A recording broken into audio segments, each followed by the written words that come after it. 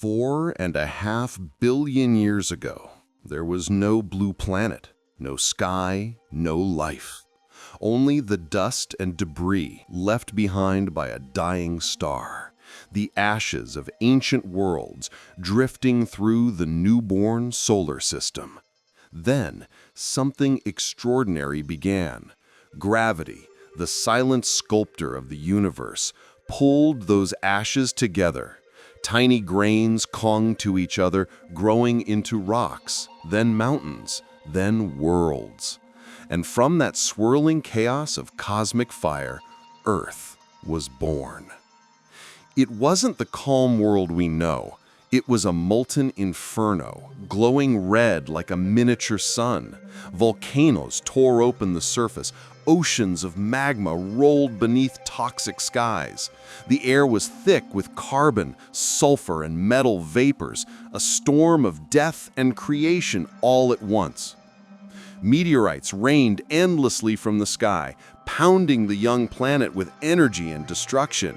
Each impact melted rock, forged new minerals, and shaped the surface into jagged continents of fire. The ground hissed and bubbled, lightning carved through clouds of dust. And above it all, the sun burned faint and distant, smaller, colder, yet still powerful enough to keep Earth on the edge of chaos. But within that chaos, something beautiful was happening. Elements mixed and fused, iron sank to form the core, molten rock built the mantle, lighter minerals floated upward to create the crust. Earth was finding its shape, layer by layer, heartbeat by heartbeat. This was the first day of the world's story, a planet forged in violence, sculpted by fire, and destined for life. The birth of Earth was not peaceful, but it was perfect. The newborn Earth was still young, barely finding its rhythm. Its surface boiled with lava, its skies shimmered with poison and smoke. But out in the darkness of space, something massive was coming. A wandering world, roughly the size of Mars. Her name was Theia. She drifted through the early solar system, drawn by gravity toward Earth's growing mass. Two worlds locked on a collision course written in cosmic fate. And then it happened.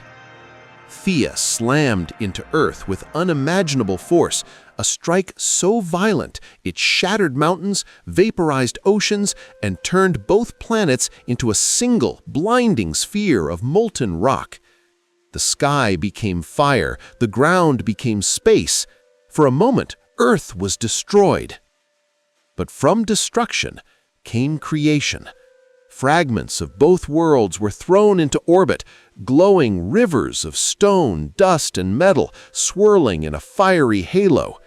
For thousands of years, that glowing debris danced above the molten Earth until gravity once again began to sculpt. The pieces came together, slowly, silently, and from that dance of ashes, the moon was born. Our constant companion, the silent witness of time, was forged in that cataclysmic impact. The moon steadied Earth's spin, calmed its violent seasons, and made tides that one day would cradle life itself. Theia vanished, but not completely. Her remnants live within us, in Earth's core, in the moon's glow, and in every tide that rises beneath its light. The day Earth met Theia, the universe lost two worlds and created one perfect pair. The Earth had survived the cosmic collision. The moon now circled above, glowing red through clouds of fire. But this was not yet a world of life. It was a world of hell. The surface churned like a boiling sea of molten rock. Volcanoes stretched across continents that didn't yet exist, belching rivers of lava into an atmosphere thick with death. The air was poison, a suffocating mix of carbon dioxide, methane, and sulfur gas. Lightning crackled constantly through black clouds, painting the planet in flashes of violent light. Meteorites still rained from the sky, iron and stones slamming into the magma oceans, throwing plumes of fire higher than mountains. Every impact reshaped the surface. Every second, a storm of creation and destruction. The temperature? Over 2,000 degrees. Oceans? Not yet. Only endless lava fields, glowing red and orange, where even rock flowed like liquid. And yet, beneath this chaos, something miraculous was happening. Deep inside, the molten iron core was forming, spinning, generating the first magnetic field, a shield that would one day protect Earth from the deadly solar winds. Slowly, painfully, the surface began to cool. Islands of rock hardened above the magma seas. For the first time, the Earth began to have a crust, thin, fragile, and ready to crack at any moment. The planet still screamed with thunder and fire, but the worst of hell was passing. The first foundation of the future world had been laid. This was the Hadean era, named after Hades, the god of the underworld, a fitting title for a planet that burned, bled, and forged itself into existence. Before there was blue sky, before there were oceans, there was only fire. And from that fire, Earth was born again. After millions of years of fire and fury, Earth began to calm. The endless bombardment slowed. The lava seas started to harden, forming continents of black stone. And for the first time, the skies above began to change. Steam, once trapped in the infernal air, started to cool and condense. Dark clouds gathered across the planet, stretching from pole to pole, and then it happened. The first rain. Tiny drops fell from the crimson sky, sizzling as they touched the burning ground. Then more came. Thousands, millions. A storm unlike anything that would ever happen again. Rain poured for centuries, maybe millennia, hissing against volcanic rock, turning rivers of fire into rivers of water. Steam rose like ghosts from the new oceans. Clouds thickened, thunder rolled endlessly across the horizon. The molten world was being washed clean. As the planet cooled, the water gathered into vast basins, the first oceans. They were black, acidic, boiling at the edges, but they were oceans nonetheless, the cradle of everything to come. The sky shifted from orange to gray, then slowly to blue. The crust thickened. The air, once deadly, began to calm. The first winds brushed across the stone surface of a planet finally at peace. For the first time, Earth was not a world of fire, but a world of water. Every ocean wave, every droplet that falls today is a descendant of that first rain, the storm that ended hell and prepared the stage for life. This was the moment the Earth took its first breath, the day fire became ocean. The fires had cooled, the rains had fallen, and now for the first time, Earth was quiet enough for life to whisper. Across the newborn oceans, lightning flashed through thick clouds. Each bolt split molecules apart, creating new ones, strange, fragile chains of carbon and hydrogen. The seas frothed with chemistry, a restless cauldron of possibility. There were no plants, no fish, no sound, only dark waters, black skies, and the hum of energy. Deep within those waters, in volcanic vents and shallow pools, the ingredients of life gathered. Amino acids, simple sugars, fatty droplets, pieces of a puzzle that didn't yet know what it was building. And then, something changed. Somewhere, one tiny molecule did what none before it had done. It copied itself. A spark in the chemical storm, the first act of memory in the universe. One molecule became two. Two became four. And evolution took its first breath. These first forms of life were not cells as we know them. They were microscopic experiments, rising and dying in endless cycles. But each generation learned something new, each mistake leading to something more complex, more alive. Time moved in slow motion, millions of years compressed into a single heartbeat of creation, until finally, the first true cell emerged, a bubble of chemistry that could grow, divide, and survive. Inside that cell burned the code of existence, a message that would one day build forests, whales, and human minds. It began here, in a drop of ocean water, under alien skies, on a planet still finding its balance. From lightning and chaos came a spark, and that spark became life. Life had begun, small, silent, invisible. For billions of years, Earth belonged to the microbes.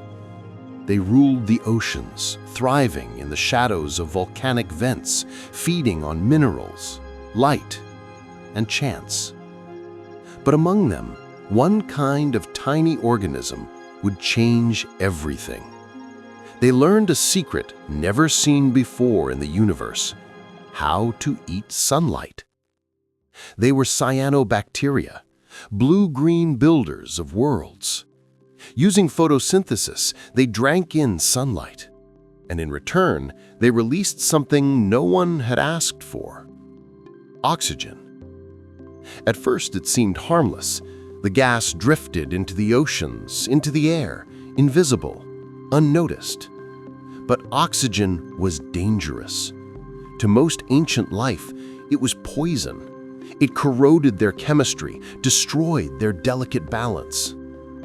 The oceans began to rust, literally. Iron dissolved in the seas reacted with oxygen, turning the waters red and leaving behind vast layers of ironstone that still lie buried across the planet. Microbial kingdoms collapsed, suffocating in a gas we now depend on to live. It was the first global apocalypse, a mass extinction caused not by fire or asteroids, but by life itself. But among them, one kind of tiny organism would change everything. They learned a secret never seen before in the universe: how to eat sunlight. They were cyanobacteria, blue-green builders of worlds. Using photosynthesis, they drank in sunlight, and in return, they released something no one had asked for: oxygen. At first, it seemed harmless. The gas drifted into the oceans, into the air, invisible, unnoticed. But oxygen was dangerous. To most ancient life, it was poison. It corroded their chemistry, destroyed their delicate balance. The oceans began to rust. Literally. Iron dissolved in the seas reacted with oxygen, turning the waters red and leaving behind vast layers of ironstone that still lie buried across the planet. Microbial kingdoms collapsed, suffocating in a gas we now depend on to live. It was the first global apocalypse, a mass extinction caused not by fire or asteroids, but by life itself. But from this catastrophe, a miracle emerged. The survivors, the few who could use or tolerate oxygen, evolved new ways to harness its power. Breathing it, burning it for energy, fueling the engines of complex life. The sky turned blue for the first time. The ozone layer formed, shielding the surface from deadly radiation. And the Earth, once shrouded in haze, became a world of light. The oxygen revolution reshaped everything. It was the moment the planet took its first deep breath, a breath that would one day fill the lungs of dinosaurs and of us.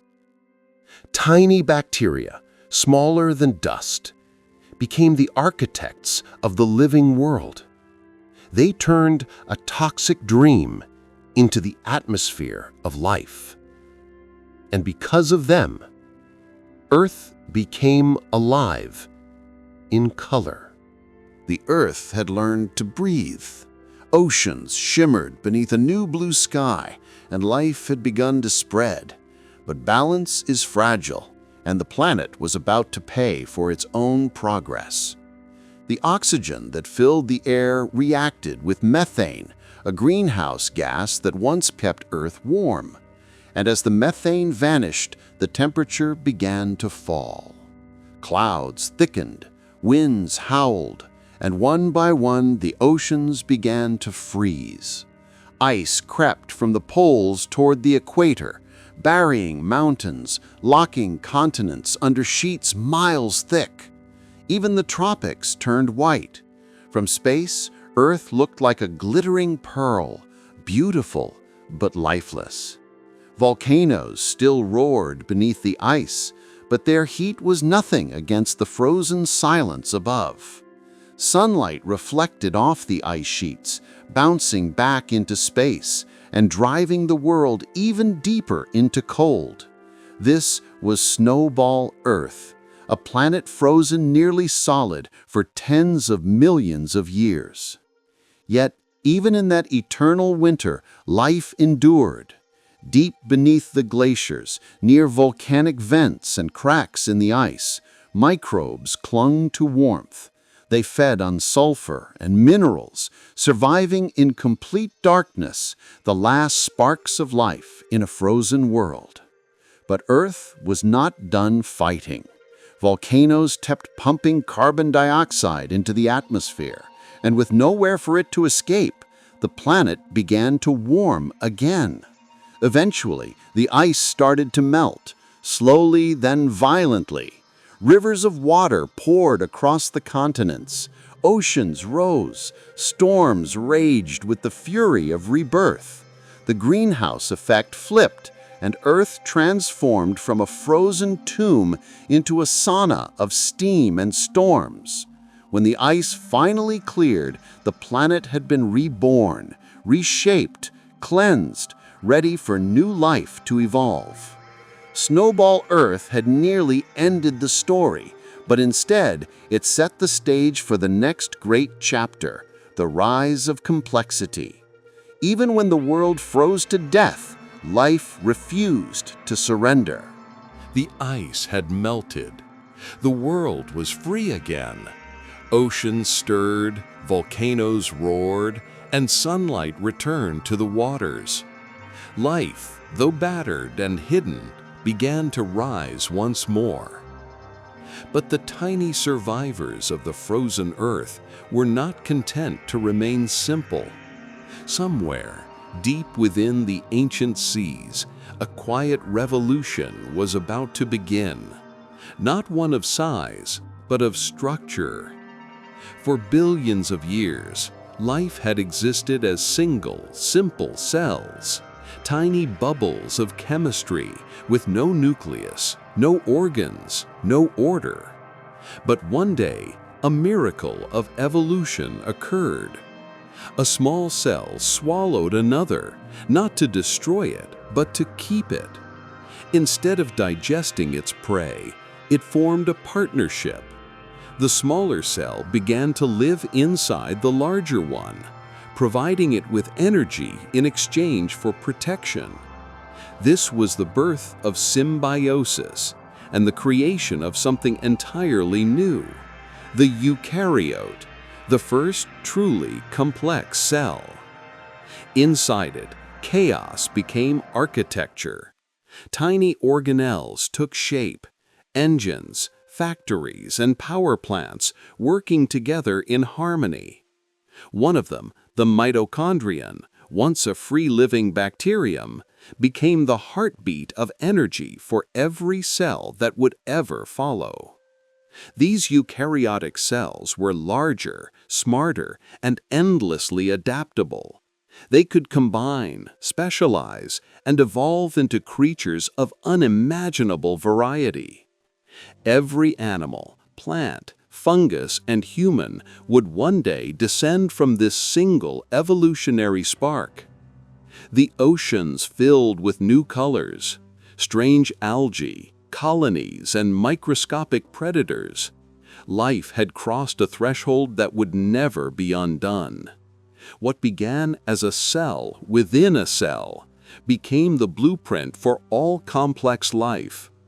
It was the greatest alliance in the history of the planet, and perhaps the most important accident in the universe. From this ancient merger came intelligence, movement, thought, and beauty. The Earth would never be simple again. This was the dawn of complexity, the moment when life learned not just to survive, but to cooperate. For billions of years, life was invisible, tiny, soft, and simple, a quiet world of single cells drifting in the dark seas. Then, in an instant of geological time, something changed, something exploded. This is the Cambrian Explosion, when life discovered complexity. In the ancient oceans, evolution began to dream. Creatures grew shells, eyes, claws, and armor. Predators were born, and so were their prey. It was the first great arms race of existence. Trilobites scuttled across the seafloor like armored tanks. Animal Icarus, a nightmarish hunter, ruled the depths with clawed limbs and wide alien eyes. Worms, sponges, and early chordates began to carve out their place in a newly fierce ecosystem. The seas shimmered with diversity. Every shape, every color, every experiment life could imagine. This was evolution running wild, creating the blueprints of nearly all future animals, including us.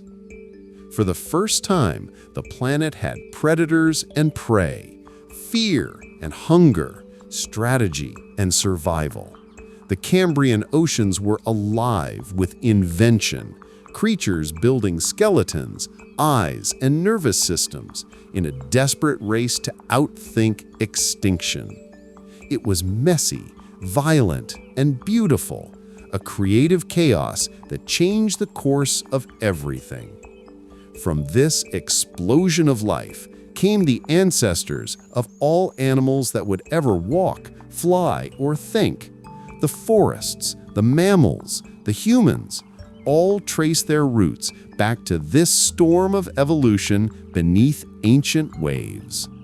The Cambrian Explosion was not just the rise of life, it was the rise of imagination itself. The moment the Earth decided that existence should be interesting. The Cambrian Explosion had already changed everything. Life had burst into a wild, creative storm of forms and colors. But the next chapter, the Ordovician period, would take that chaos and turn it into an empire. The seas of Earth stretched wide and warm. Continents drifted close to the equator, wrapped in shallow oceans teeming with life.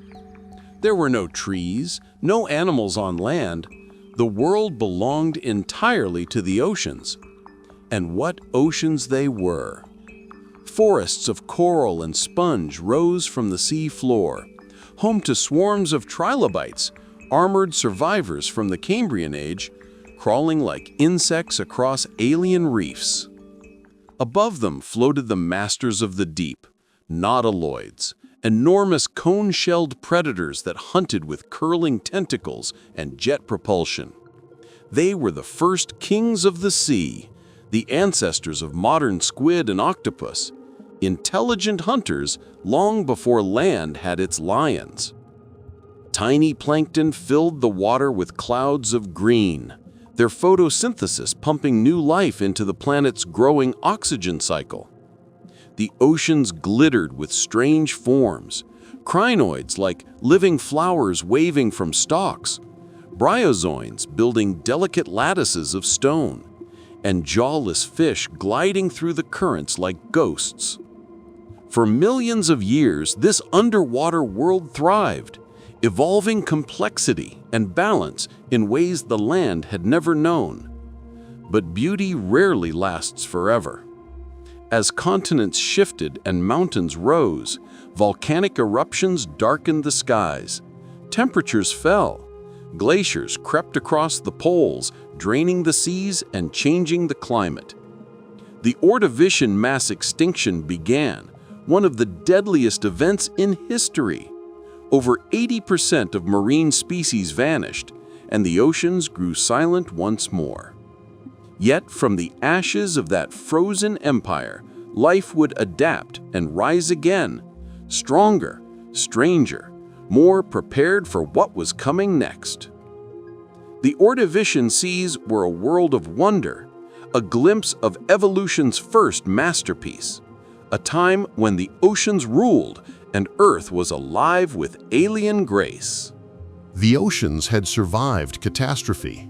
Ice had come and gone, and the world began to warm again. Glaciers melted, sea levels rose, and the shattered ecosystems of the Ordovician started to rebuild.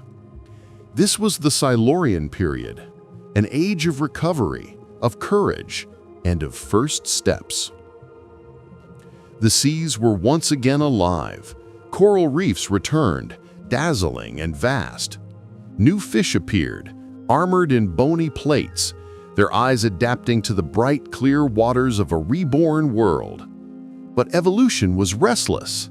The ocean, once infinite, had grown crowded, and so life began to look toward the empty land beyond the waves. The land, a barren desert of rock and dust, had waited untouched since Earth's birth. No trees, no grass, no color, only the wind and the endless sun. Until now. At the edges of the water, something green began to cling to the rocks. Simple algae, small, fragile yet determined, crept onto the shore. They learned to survive between tides, to hold moisture, to withstand the burning sunlight. These pioneers became the first land plants, transforming the air with every breath of photosynthesis. Soon, mosses and liverworts covered the coastlines, and the color green, once confined to the sea, began to paint the continents. Then, something followed. Tiny arthropods, ancestors of scorpions, spiders, and insects, crawled from the water to hunt among the algae. They were the first animals to walk on land, their armor glistening under the newborn sun. The atmosphere thickened with oxygen, rains fell more often, soils began to form. The land was awakening. The Silurian world was small, quiet, and primitive, but it was the beginning of everything we now call life on Earth. From this moment on, evolution would no longer belong only to the sea. The continents had been claimed, and the age of land was dawning. The land was alive now, green with moss and early plants, crawling with primitive insects. But beneath the surface of the oceans, something extraordinary was stirring. It was the Devonian period, a time when the seas ruled with abundance and violence, and when evolution was preparing its next great leap. The oceans shimmered with life. Coral reefs stretched for miles, home to strange armored fish called placoderms, living tanks with jaws powerful enough to crush bone. Giant sea scorpions prowled the coasts, their claws snapping at anything that moved. Sharks, ancient and alien, began to rise as the new predators of the deep. But somewhere in the shallow waters, another story was unfolding. Among the reeds and mangroves swam fish that were different. They had fins filled with bone and muscle, able to push, to lift, to crawl. They rose to the surface for gulps of air, their lungs primitive but real. These were the lobe-finned fish, the bridge between water and land. Creatures like Tiktaalik, half fish, half explorer, the first to pull its body from the sea and feel the weight of the world. With every awkward movement across the mud, the rules of life were being rewritten. The plants on land grew taller, stronger, ferns and early trees reaching toward the sky, turning Earth green and rich with oxygen. The air grew breathable, and the continents echoed with the first rustle of wind through leaves. The Devonian was the age of experimentation, when fins became legs, gills became lungs, and the ocean gave birth to ambition itself. But change always has a cost. At the end of the Devonian, the world shifted again. Climate chaos, volcanic eruptions, falling oxygen levels. Reefs died, species vanished, and another mass extinction swept through the seas. Yet the ones that survived, those few daring pioneers that had learned to walk, would inherit the land and begin a new era of life on Earth. This was the moment evolution took its greatest risk, and life answered the call. The Devonian Age, when fish learned to breathe and Earth learned to dream of walking. The pioneers of the Devonian had conquered the land, and now, in the Carboniferous period, Earth transformed into a green, breathing world. The continents were wrapped in endless jungles, swamps so vast they stretched across the equator, filled with trees that touched the clouds. But these weren't trees as we know them. They were towering ferns, club mosses, and horsetails, their trunks thick with bark, their roots spreading through steaming mud. The air was heavy, dense, almost wet with life. Thunderstorms raged daily, lightning flashing across skies thick with oxygen, levels higher than at any other time in history. And that oxygen changed everything. Insects, freed from the limits of size, grew to monstrous proportions. Dragonflies with wings the width of an eagle's, Meganeura, ruled the skies, hunting over the misty swamps. Millipedes, longer than a human, crawled beneath the roots.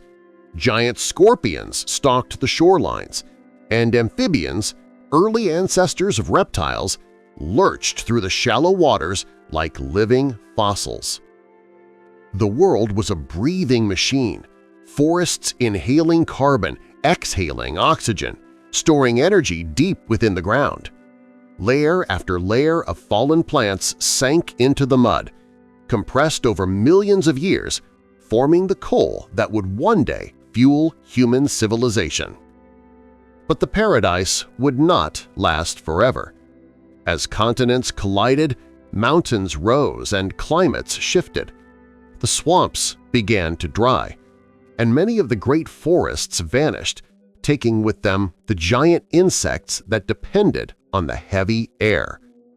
Reptiles began to thrive in the new dryness, creatures that could live without water, breathe the changing air, and lay their eggs on land.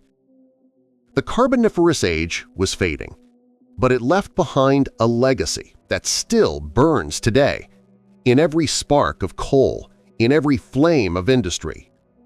It was a world where the air itself gave life, where the planet breathed too deeply, and where the jungle ruled without rival. The Carboniferous Forests, a green empire of giants, thunder, and endless breath. The great swamps of the Carboniferous had dried, and the green world of giants was gone. Now the continents had merged into one, Pangaea, a supercontinent stretching from pole to pole. It was a land of extremes. Endless deserts burned under the sun, while the poles froze in eternal night. The Earth's pulse had slowed, but life had adapted, hardened, and evolved. This was the Permian period, the age of conquerors, the age of the reptiles. No longer bound to the water, reptiles marched across the land like living empires. They had dry, scaly skin that kept the heat in and the dryness out. They laid eggs with hard shells, cradling life even in the harshest deserts. Among them were monsters and marvels. The sail-backed Dimetrodon, a predator with jaws like steel traps and a solar-powered spine. The pig-sized Lystrosaurus, stubborn and unkillable, trudging through every climate. And the first true ancestors of mammals.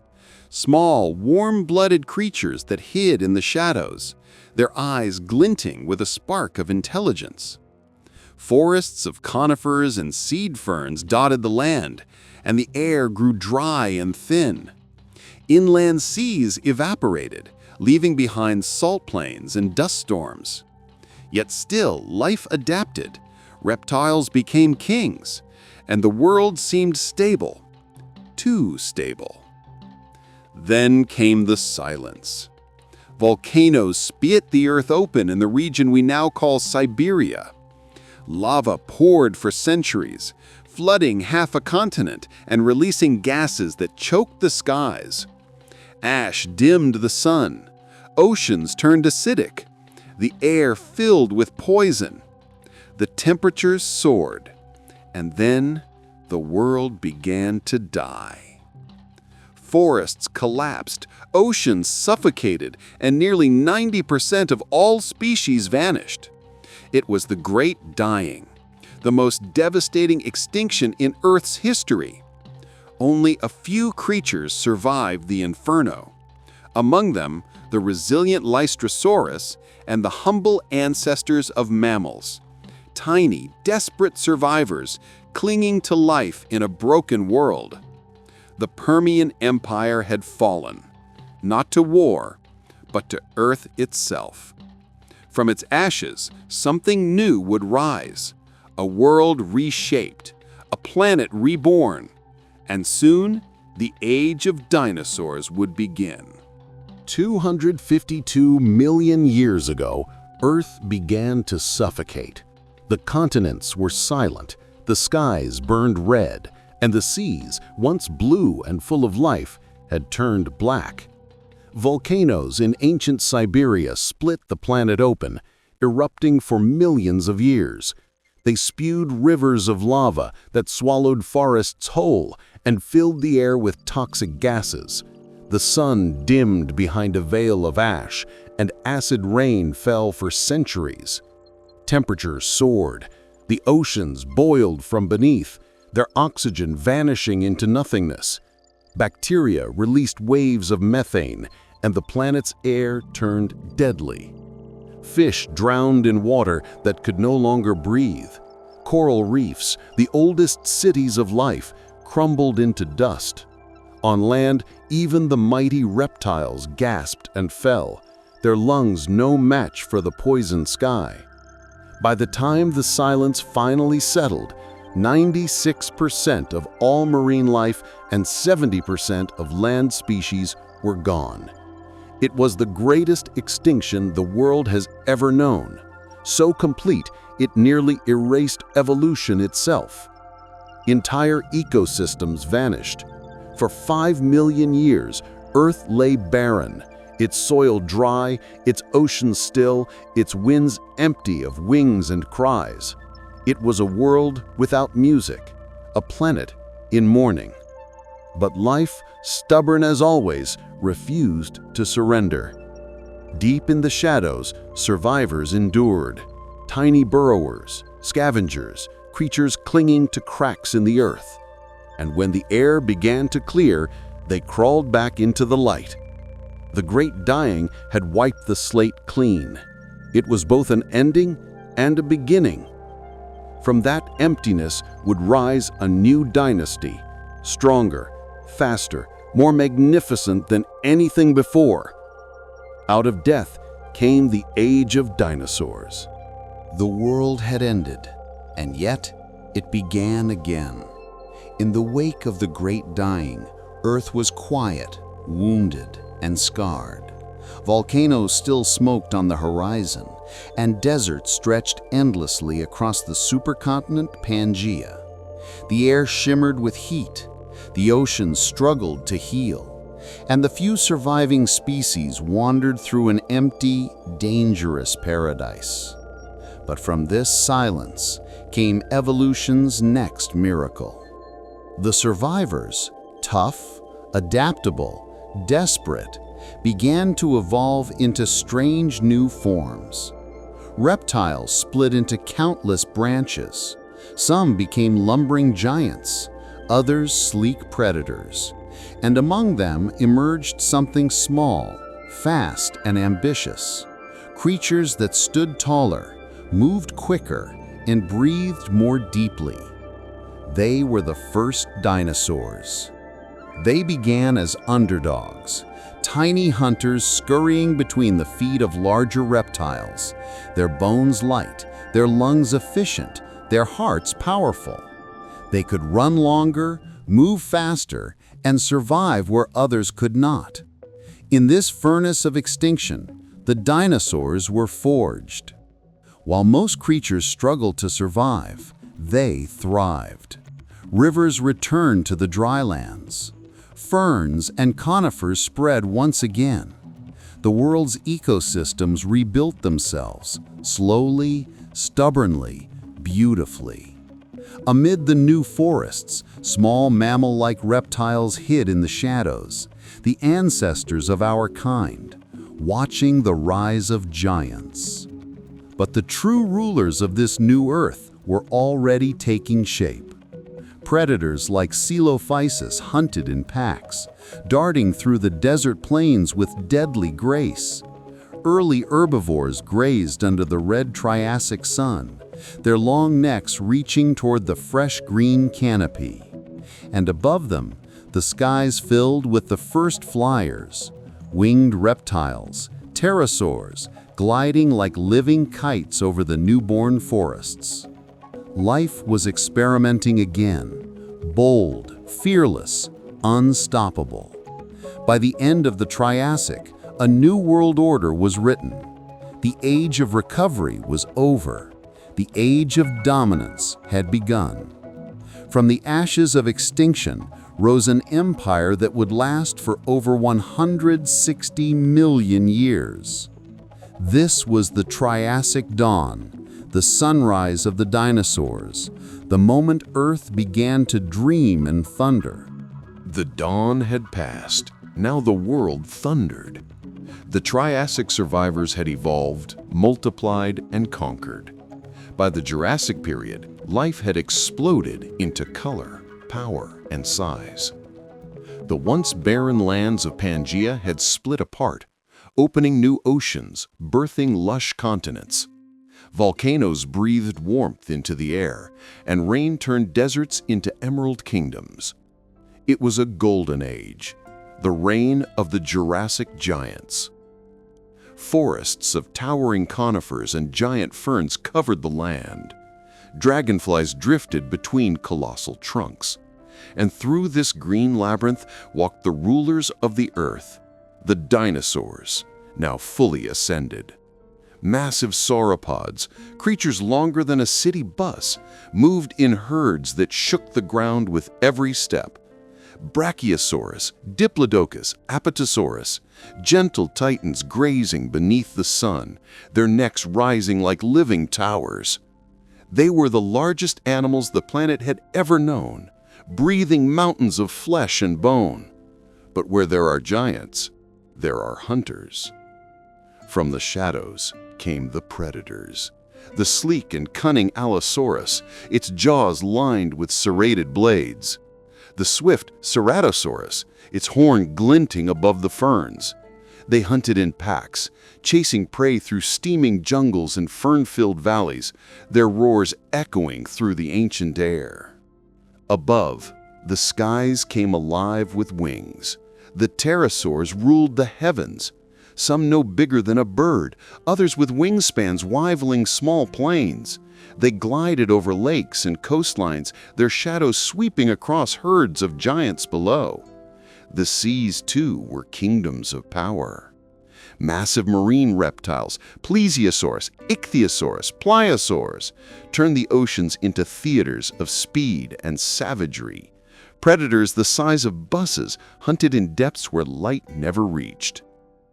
Every corner of the Jurassic world pulsed with life.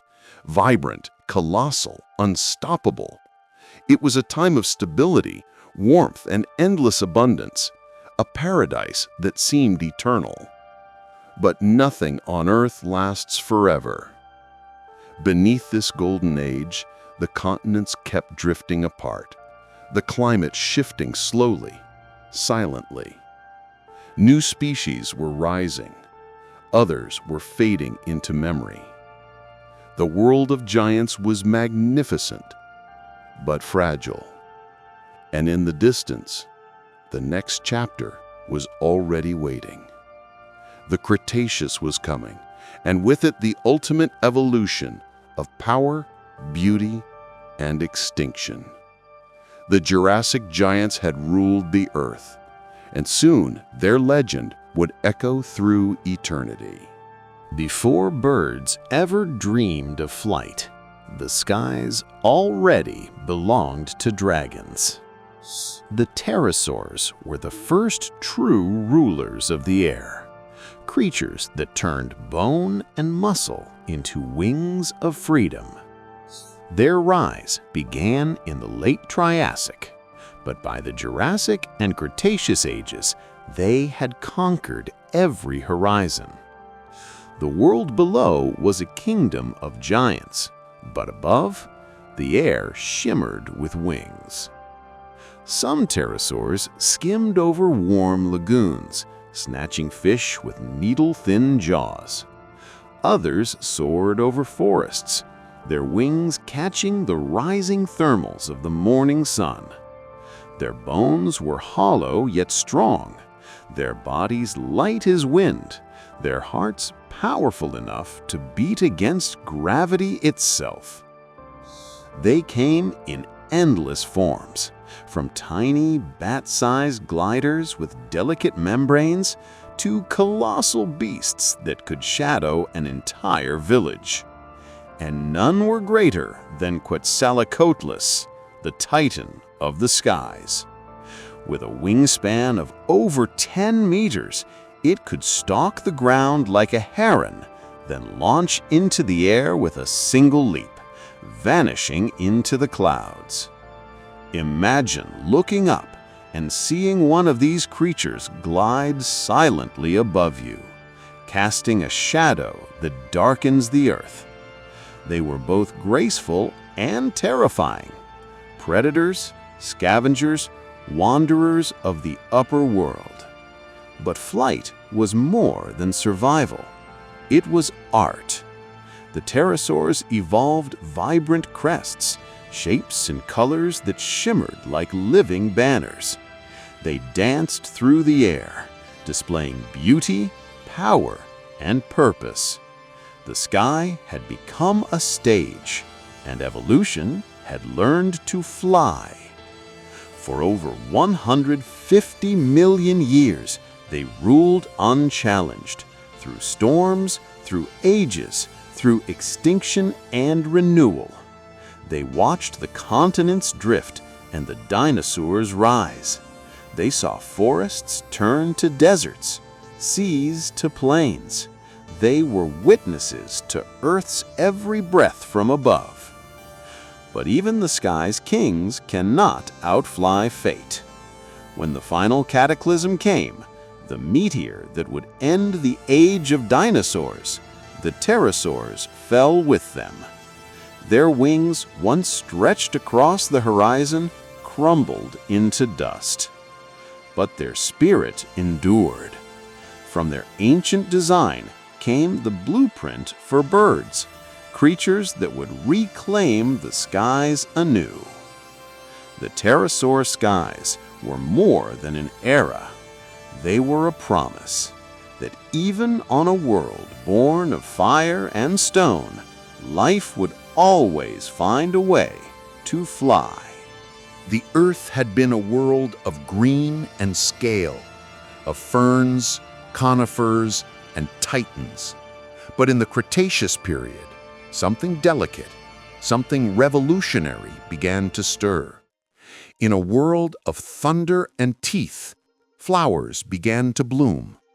Tiny, fragile, and new, they emerged quietly, unnoticed at first, on the forest floors and riverbanks of a dinosaur's world. But these blossoms were more than decoration. They were chemistry, color, and innovation. Each petal was an invitation, each scent a secret language. They called out to insects, birds, and reptiles, promising nectar in exchange for pollen. And in that simple trade, the world changed forever. The rise of flowering plants, or angiosperms, transformed every ecosystem on Earth. Forests became jungles of color. Insects multiplied, evolving to match their floral partners. Bees, butterflies, and beetles weaving new patterns of life. Wherever the flowers spread, new species followed. The dinosaurs roamed through this paradise, bathed in color they could not comprehend. Massive triceratops grazed among fields of blossoms. Graceful hadrosaurs moved through ferns and flowering shrubs.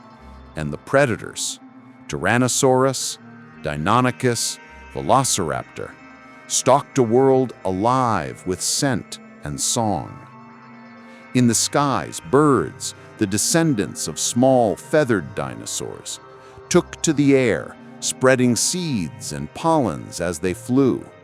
Their ancestors had roared. They now sang. The oceans, too, thrived, teeming with new forms of life. Ammonites spiraling through coral gardens, mosasaurs hunting in crystal waters, sharks circling beneath golden sunlight. The Cretaceous bloom was more than evolution. It was art. A world learning to paint in color after ages of green and gray. But beneath the beauty, shadows gathered. Volcanoes stirred.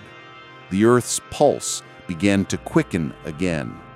And far beyond the atmosphere, a rock was falling from the dark. The world did not yet know it, but it was living its final summer, the last golden age before the sky would burn. The Cretaceous bloom, a paradise of color, and the final breath before extinction. 66 million years ago, the world was alive with beauty. Forests bloomed, rivers shimmered, dinosaurs roamed in peace beneath golden sunlight. It was a paradise, vast, powerful, and perfect. And then the sky broke. A rock 6 miles wide had been traveling through space for millions of years. It spun silently through the void, a wanderer with no purpose, until the moment gravity found it. When it struck the Earth, it was moving faster than sound, faster than thought, faster than fear. The impact lasted less than a heartbeat, but that single second changed everything. The asteroid slammed into what is now Yucatan, Mexico, releasing the force of billions of nuclear bombs. The ground turned to fire, mountains vaporized, the ocean itself rose into the sky. A blinding flash lit the entire hemisphere. Then came the shockwave, racing across continents at the speed of death. Forests ignited, Winds howled at hurricane force, and the very air turned into flame. Within hours, the planet was burning. Ash and dust filled the atmosphere, blocking out the sun. Day became night. The temperature plummeted. Photosynthesis stopped. The flowers of the Cretaceous wilted, and the great beasts that had ruled for millions of years fell silent one by one. Tyrannosaurus lay down in the ashes of its kingdom. The last Triceratops faced the dying sun. The pterosaurs vanished from the smoke-darkened skies. 3/4 of all species on Earth were gone. The age of reptiles ended not by time, but by fire. Yet in the quiet that followed the storm, something moved in the shadows. Tiny mammals, the survivors, crept out of their burrows, blinking beneath the cold new sun. The giants were gone, but life was not. The world had been reset again, and from the ashes of the dinosaurs, a new age was about to begin, one that would belong not to monsters, but to dreamers.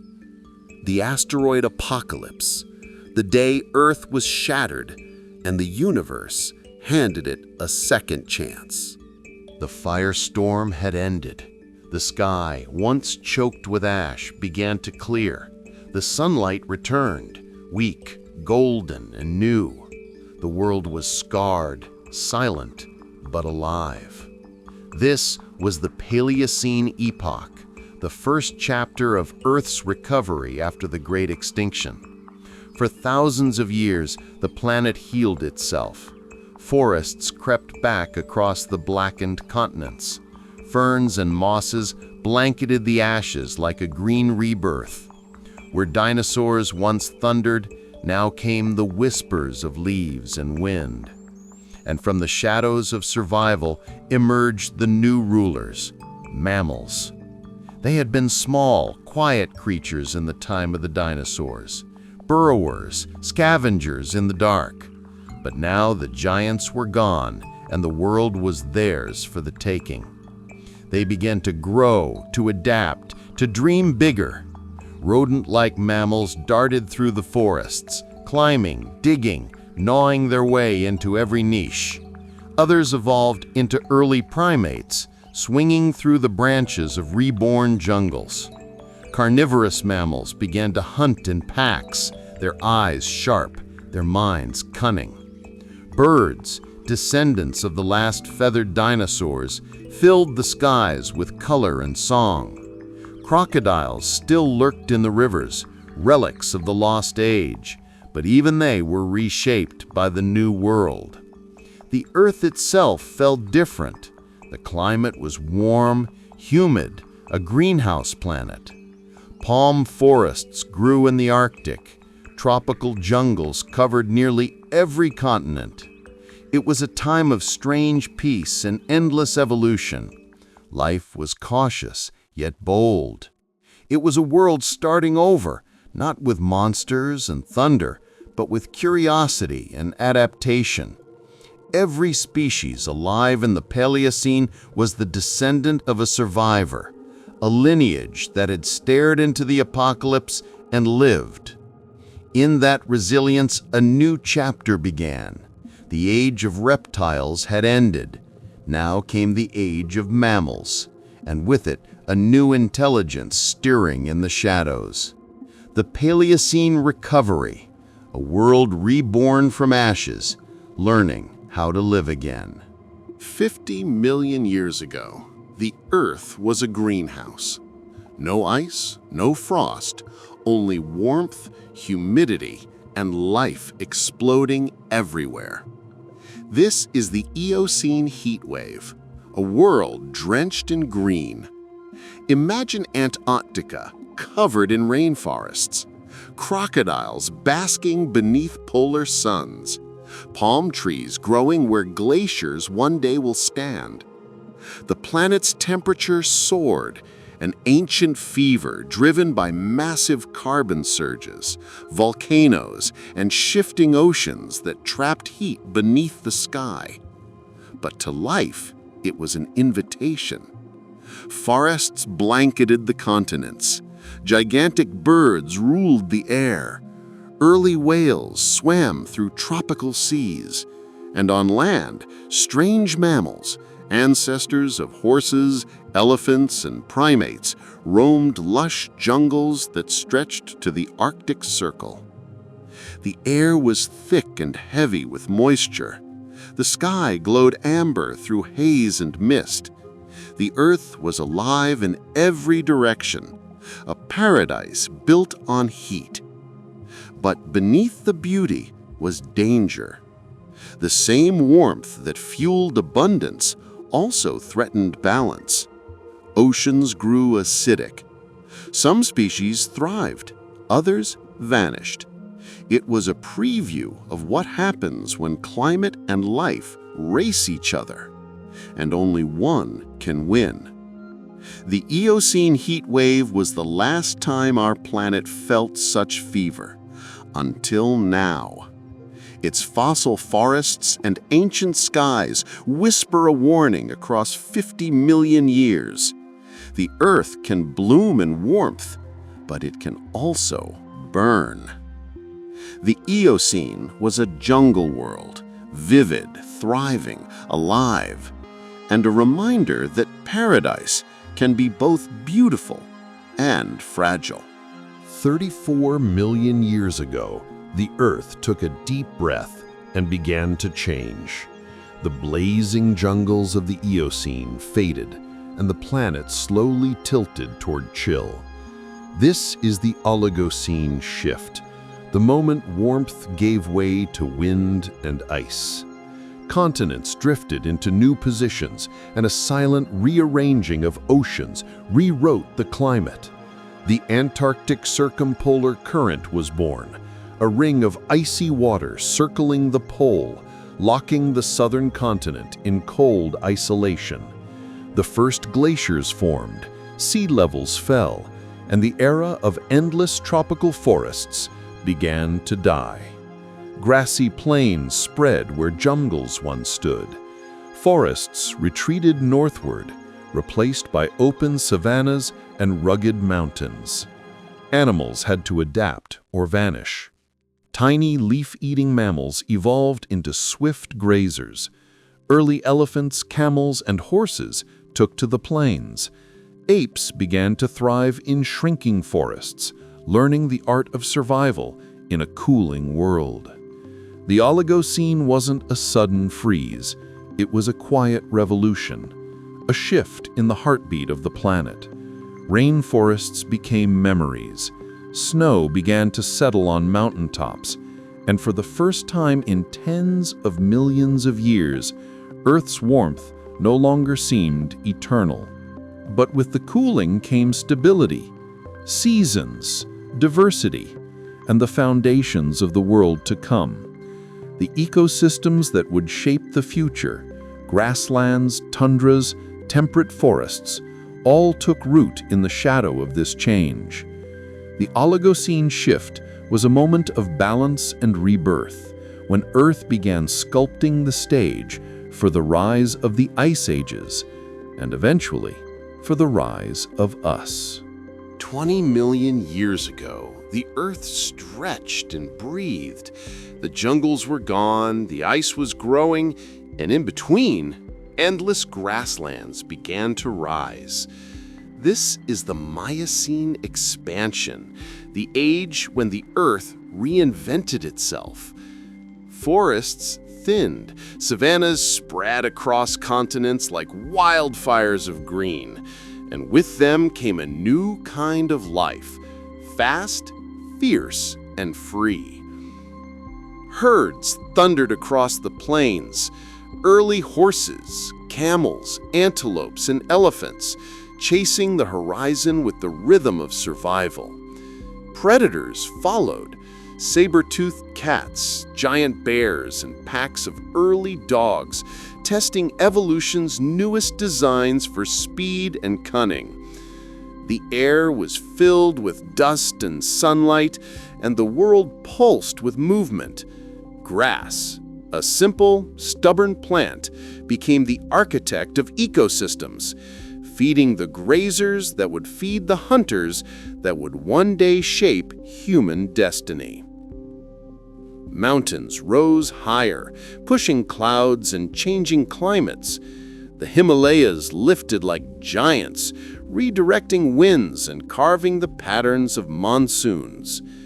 In Africa, the first apes stood beneath the open sky, watching the world expand before them. The forests were shrinking, but so was the distance to the future. The Miocene Expansion was not just a time of growth, it was a rehearsal for everything to come. The rise of grasslands would give birth to migration, endurance, and intelligence. It was a world of power, movement, and adaptation, a world learning to run. From the shadows of this golden age emerged the ancestors of the creatures we know today and the first sparks of what would one day become us. The Miocene was the planet's great transformation, a symphony of dust, light, and evolution, when the Earth learned how to breathe in rhythm with life itself. 5 million years ago, the Earth was neither the furnace it once was, nor the frozen giant it would become. It was a world in balance, a laboratory of climates, landscapes, and life. This is the Pliocene Experiment, when the planet began rehearsing for the age of humans. The continents stood almost as they do today. The seas carved familiar coastlines. Mountains towered, deserts spread, and the great ice sheets began their slow, creeping march south. Africa pulsed with change. Forests gave way to open savannas, and creatures who once swung from trees stepped cautiously onto 2 legs. In the grass and dust, our ancestors learned to walk, to see farther, to think differently. The world itself was experimenting, testing the chemistry of temperature, the rhythm of seasons, the fragility of ecosystems that would one day support civilization. Whales grew larger than ever before, surfing the changing seas. Big cats and mastodons ruled the land. And in the distance, the first hominins watched the horizon, the dawn of awareness flickering in their eyes. The Pliocene was calm, but creative. A world constantly adjusting its balance, warming, cooling, shifting, as if nature were fine-tuning the conditions for something new to emerge. It was a grand experiment, and we were the result. The Pliocene Experiment was not just a chapter in prehistory. It was the prelude to destiny. The Earth was setting the stage, and soon the actors called human would step into the light. The warmth of the ancient world was gone. The forests had retreated, and the seas had grown cold. For the first time in millions of years, ice ruled the Earth. This was the Pleistocene epoch, the Ice Age, a kingdom carved from frost and endurance. Glaciers crawled across continents, grinding mountains into dust, reshaping valleys and rivers. The poles reached down into the heart of the world, locking oceans beneath frozen crowns. But even in this endless winter, life found a way to thrive, larger, stronger, and more magnificent than ever. Across the tundras marched the woolly mammoths, their tusks spiraling like ivory storms, their fur rippling in the freezing wind. Beside them roamed the woolly rhinoceros, the muskox, and herds of bison and wild horses. In the shadows prowled the saber-toothed cats, muscular and silent, their fangs gleaming like frozen daggers. The dire wolves hunted in packs beneath pale moons, their howls echoing through snow-covered valleys. Even the skies seemed colder, ravens and vultures circling over a land of survival, where life was a daily battle against the cold. But this was no wasteland. It was a world of balance and strength. Each creature, every frost-bitten breath, a testament to the resilience of evolution. And among these titans walked a newcomer, small, clever, and fragile, but carrying something more powerful than muscle or fang. Humans. Wrapped in furs, wielding fire and stone, they learned to hunt the mammoth, to build shelter against the blizzards, to carve stories into bone and cave walls. They were the Ice Age's quiet conquerors, not the strongest, but the smartest. The glaciers advanced and retreated again and again, shaping continents, rivers, and futures. And as the world slowly warmed, the Ice Age began to fade. The mammoths fell silent. The saber-tooths vanished. The dire wolves howled one last time beneath melting stars. But from their kingdom of ice and endurance, humanity emerged, the heirs of fire and thought. Ready to inherit the earth they had learned to survive. The Ice Age Kingdom, a realm of giants, a testament to survival, and the frozen forge that made us who we are. Night once meant fear. When the sun fell, the world belonged to predators. Eyes glowing in the dark, teeth flashing in the moonlight. For millions of years, our ancestors huddled in caves and shadows, cold, silent, and powerless. Then, one night, a spark. It began as lightning striking a tree, or a burst of flame from volcanic ash. But for the first time, a creature didn't run from it. It watched, it wondered, and it reached out. That moment, when a trembling hand held a burning branch, was the birth of everything that would follow. Fire. It was warmth in the freezing dark, light in a world of predators, a weapon, a tool, a teacher. With it, early humans cooked food, unlocking energy that reshaped their bodies and brains.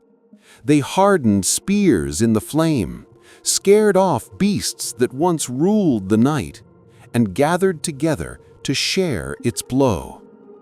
Around the fire, something new was born: storytelling. Voices rose over the crackle of embers. They spoke of hunts, of spirits, of dreams. Fire wasn't just survival anymore. It was connection.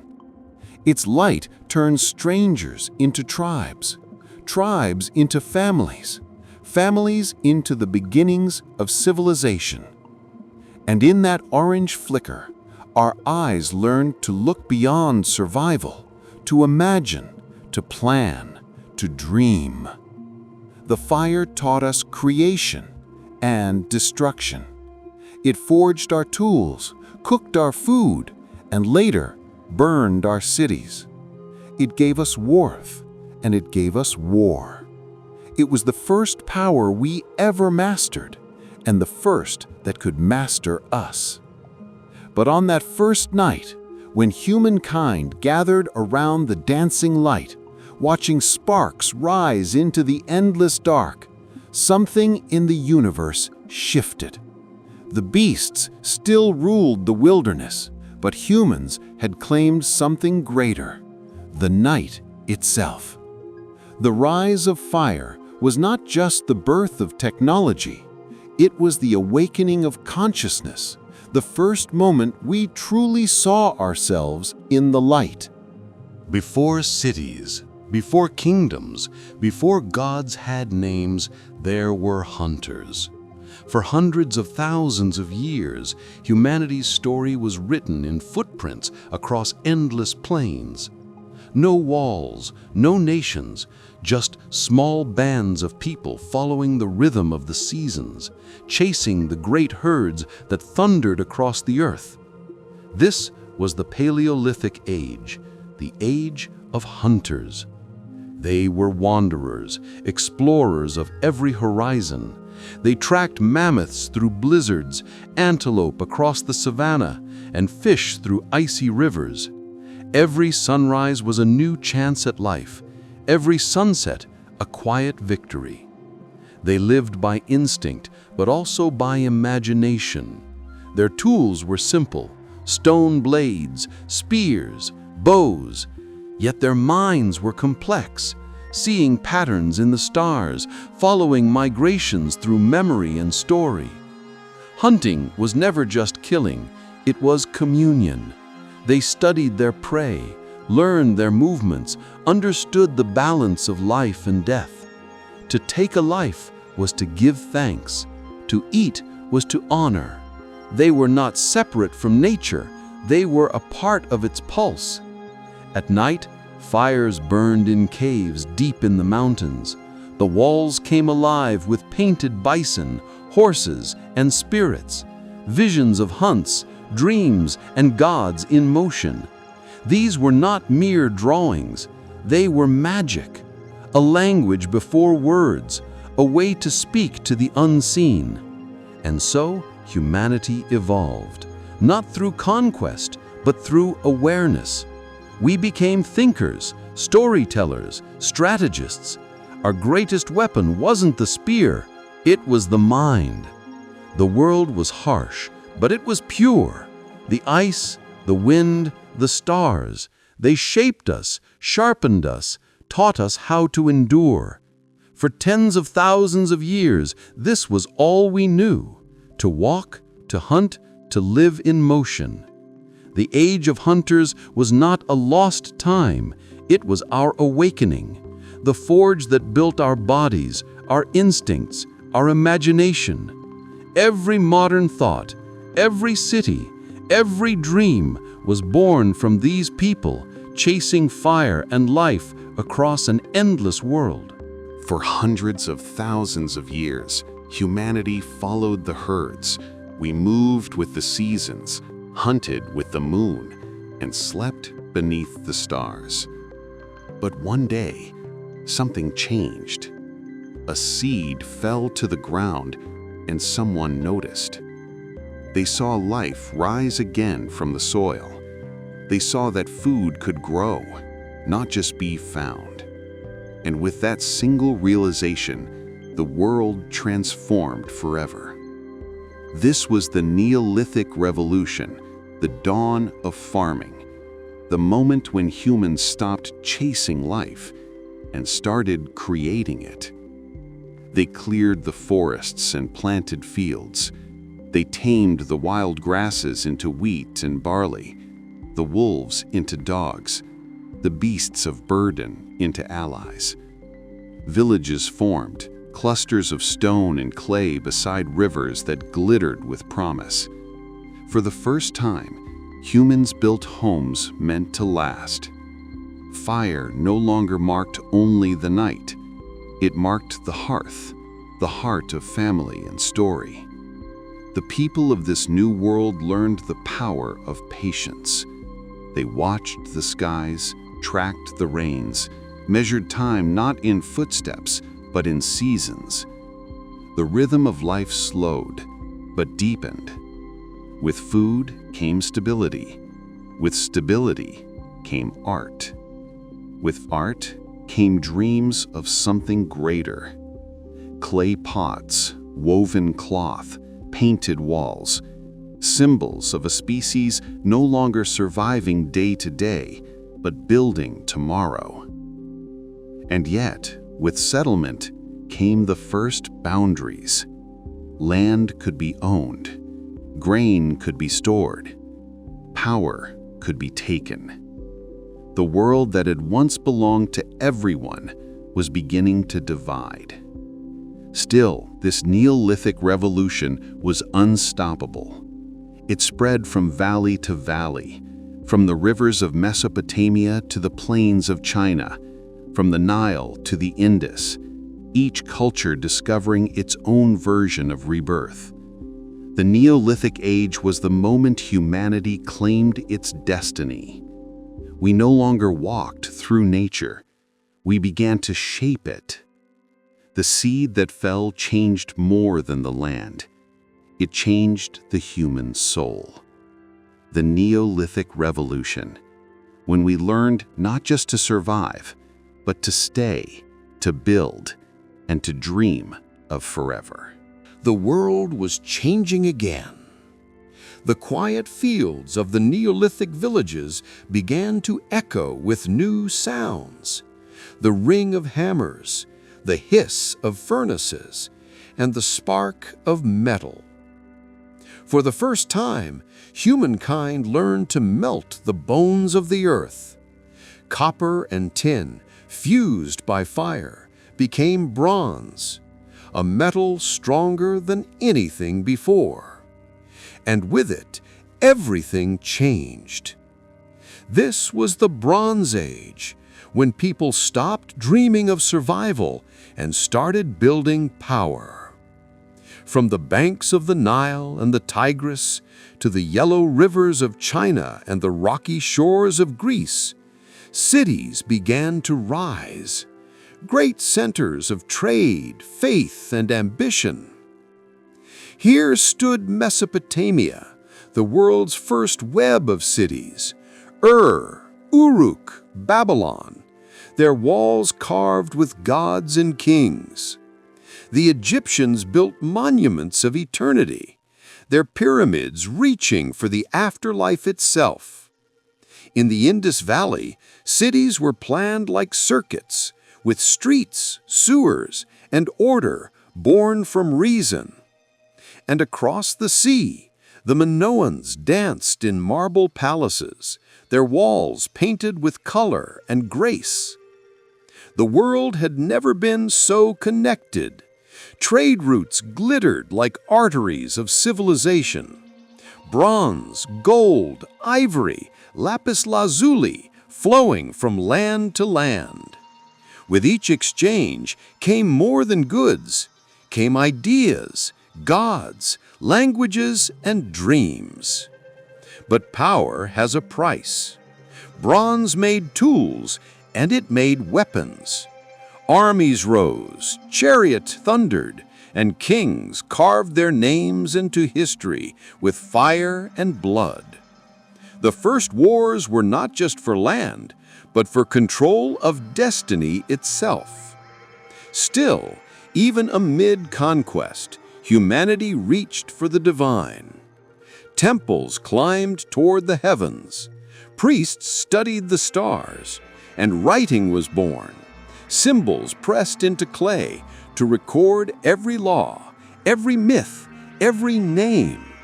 For the first time, we could remember beyond a single lifetime. The Bronze Age was more than an era of metal. It was the invention of civilization itself. The first cities, the first kings, the first whispers of empire. Stone had given us shelter. Bronze gave us ambition. The world had fire in its hands, and it would never let go. The Bronze Age had burned bright, but even the mightiest flame fades. Across the ancient world, cities fell silent, trade routes crumbled, and darkness crept through once great kingdoms. And then, from that silence, came iron. Harder, sharper, stronger than bronze. It was not easy to make, It demanded hotter fires, greater skill, and unyielding will. But those who mastered it ruled. This was the Iron Age, an era of warriors, empires, and revolution.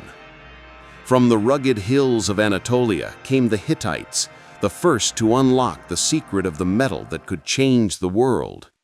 Soon, blacksmiths from Greece to Persia hammered iron into swords that gleamed with destiny. The old Bronze Army shattered, their kings dethroned by blades forged in fire and ambition. In Greece, city-states rose like sparks. Athens, Sparta, Thebes, each one a world of its own, fighting, dreaming, creating. Here, democracy was born beside the sword. Philosophers asked what it meant to be human, while hoplites clashed on the fields of history. To the east, the Persian Empire stretched across continents, a realm so vast it needed roads to tie it together, roads that carried soldiers, messengers, and ideas. And in a small village along the Tiber River, a new power was stirring: Rome. At first, just farmers and soldiers, but soon to become the architects of empire itself. Iron reshaped not only weapons, but society. Plows turned heavier soils, tools built cities of stone, and coins of iron and silver gave birth to economies and trade. This was the age of conquest, but also of creation. The Iron Age carved the world we still live in. Its roads became our maps, its laws our foundations, its myths our mirrors. But beneath the triumphs ran a deeper current, the knowledge that power could destroy as easily as it could build. Empires rose and burned, kings were crowned and crucified, and through it all, humanity learned that every age of metal has its shadow. The Iron Age, the era when humanity tempered not only its weapons, but its will. An era of warriors and builders, of blood and glory, of the fire that still burns in the steel of our cities today. The clash of iron had shaped the world, but now from that thunder came order. The classical age had begun, an era of beauty, brilliance, and conquest. Across the blue seas of the Mediterranean, great civilizations rose like stars, each one burning with its own light. In Greece, men sought not just to survive, but to understand. They questioned everything: the gods, the heavens, the meaning of virtue and fate. Socrates taught through questions. Plato dreamed of perfect worlds, and Aristotle mapped the logic of the universe itself. The Greeks built temples that touched the sky, carved statues that seemed alive, and celebrated the power of the human form. In marble and myth, they built eternity. But while philosophy shaped the mind, war shaped the map. Athens rose with its democracy and its navy, Sparta with its warriors and silence. When they met, the world trembled. And from their ashes came new powers. Macedon, under Alexander the Great, whose armies marched beyond the known world, spreading Greek thought to Egypt, Persia, and India. Meanwhile, in the heart of Italy, Rome grew from a republic into an empire. Its legions built roads and cities across continents. Its engineers carved aqueducts, forums, and arenas, symbols of control and civilization. Rome became the heart of the world, a machine of law, order, and power. In the East, China was writing its own masterpiece, the Zhou and Han dynasties creating philosophies that would shape millennia. Confucius taught duty and harmony, while Laozi whispered of balance and the flow of all things. The Silk Road connected their wisdom to the West, a golden thread binding civilizations together. The Classical Age was not just a time of empires. It was a time of ideas, of logic, literature, art, and architecture, of the human mind realizing its infinity. But every golden age casts a shadow. Rome would burn, Greece would fade, and the empires of philosophy would give way to empires of faith. Still, the Classical Age never truly ended. Its spirit echoes in our cities, our laws, and every time we ask, why? The Classical Age, when humanity looked at the world and dared to believe it could understand it. The empires of marble had cracked. Rome was fading, Greece was memory, and the old gods had fallen silent. Out of the ruins, a new voice rose, not of kings or philosophers, but of prophets. This was the age of faith, when humanity began to search not for power, but for meaning. Across deserts, mountains, and temples, new visions of the divine took hold. In the Middle East, a single belief began to echo through history, that there was not many gods, but one. Judaism, born of exile and covenant.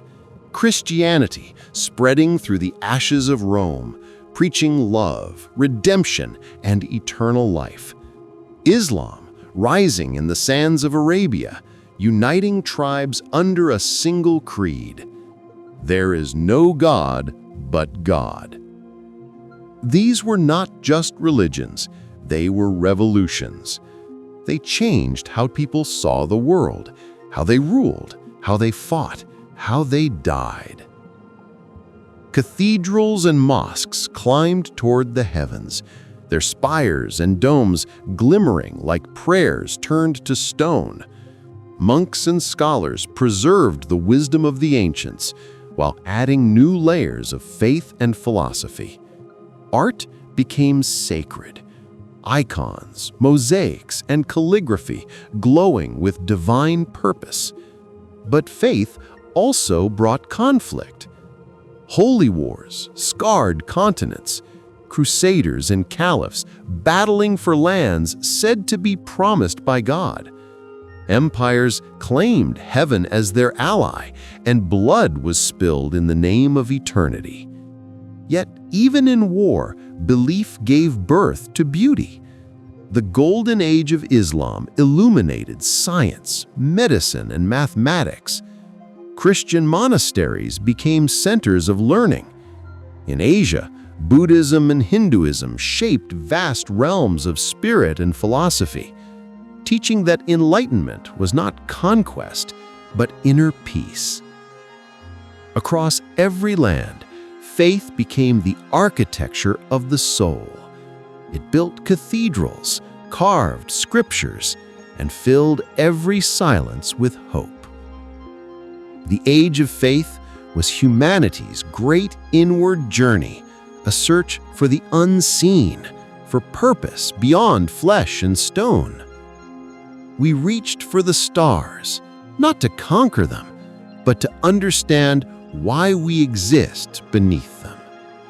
And though the empires of men would rise and fall, the empires of belief would never die. The Age of Faith, the era when humanity looked beyond the world and tried to touch eternity. For centuries, the world had lived beneath the shadow of faith, guided by kings, ruled by churches, and bound to the heavens above. But then the dawn returned. It began quietly in the workshops of painters, in the notebooks of dreamers, in the whispers of thinkers who dared to ask, what if the miracle is us? This was the Renaissance, the rebirth of curiosity, the moment humanity remembered that knowledge itself was sacred. Across Italy's golden cities, Florence, Venice, Rome, artists and inventors became the new prophets. Leonardo da Vinci, painting the smile that still defies time, sketched machines that would not exist for centuries. Michelangelo carved life from cold marble, as if summoning souls from stone. Brunelleschi built domes that defied gravity. Galileo turned his telescope to the stars and saw the truth the heavens had tried to hide. But this was more than art. It was revolution of science, philosophy, and perspective.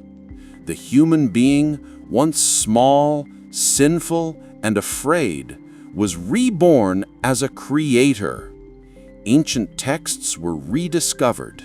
Knowledge from Greece, Rome, and Arabia reawakened. Mathematics, anatomy, astronomy, disciplines that would shape the modern world rose from the ashes of ignorance. And across Europe, light spread like wildfire. Printing presses gave words wings. Ideas traveled faster than armies, and a single thought could change the world. Kings built palaces instead of fortresses. Merchants became patrons of genius. Explorers sailed beyond the edge of the known world, seeking not just gold, but glory and understanding. The Renaissance was not a return to the past. It was a conversation with it, a reminder that beauty, reason, and wonder are the birthrights of every generation. Humanity had looked to heaven for answers and finally realized that the divine might be found in our own reflection. The Renaissance, when light returned to the world and mankind rediscovered the infinite within itself. For thousands of years, humanity dreamed of what lay beyond the horizon. Strange lands, endless oceans, dragons, monsters, paradise. But in this age, those dreams became voyages, and the horizon was no longer enough. This was the age of exploration, a time when sails became wings and the unknown became destiny. It began with courage and curiosity. Tiny ships braved oceans that seemed infinite. Men who could barely see beyond their own coastlines set out to find the other side of the world. Portugal charted the coast of Africa, seeking a passage to the riches of the East. Spain looked west and found a new world waiting in silence. Christopher Columbus, Magellan, Vasco da Gama, Zheng He, names that echo like storms across history. The oceans became highways of discovery and conquest. Spices, gold, silk, ideas, and empires began to flow. But behind every discovery came a shadow: colonization, slavery, and disease, the price of humanity's hunger to expand.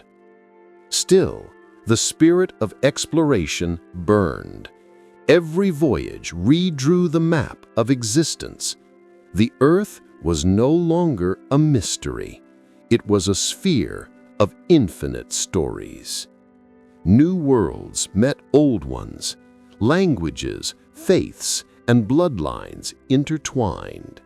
The compass became a symbol of progress, and the stars, once sacred, became tools for navigation. In this age, the world became both larger and smaller, its vastness revealed, its people connected by trade, by war, by destiny. Exploration was not just a journey across oceans, it was a journey into ourselves, to conquer fear, to question what impossible really meant, to stand at the edge of the map and whisper, "Let's go further."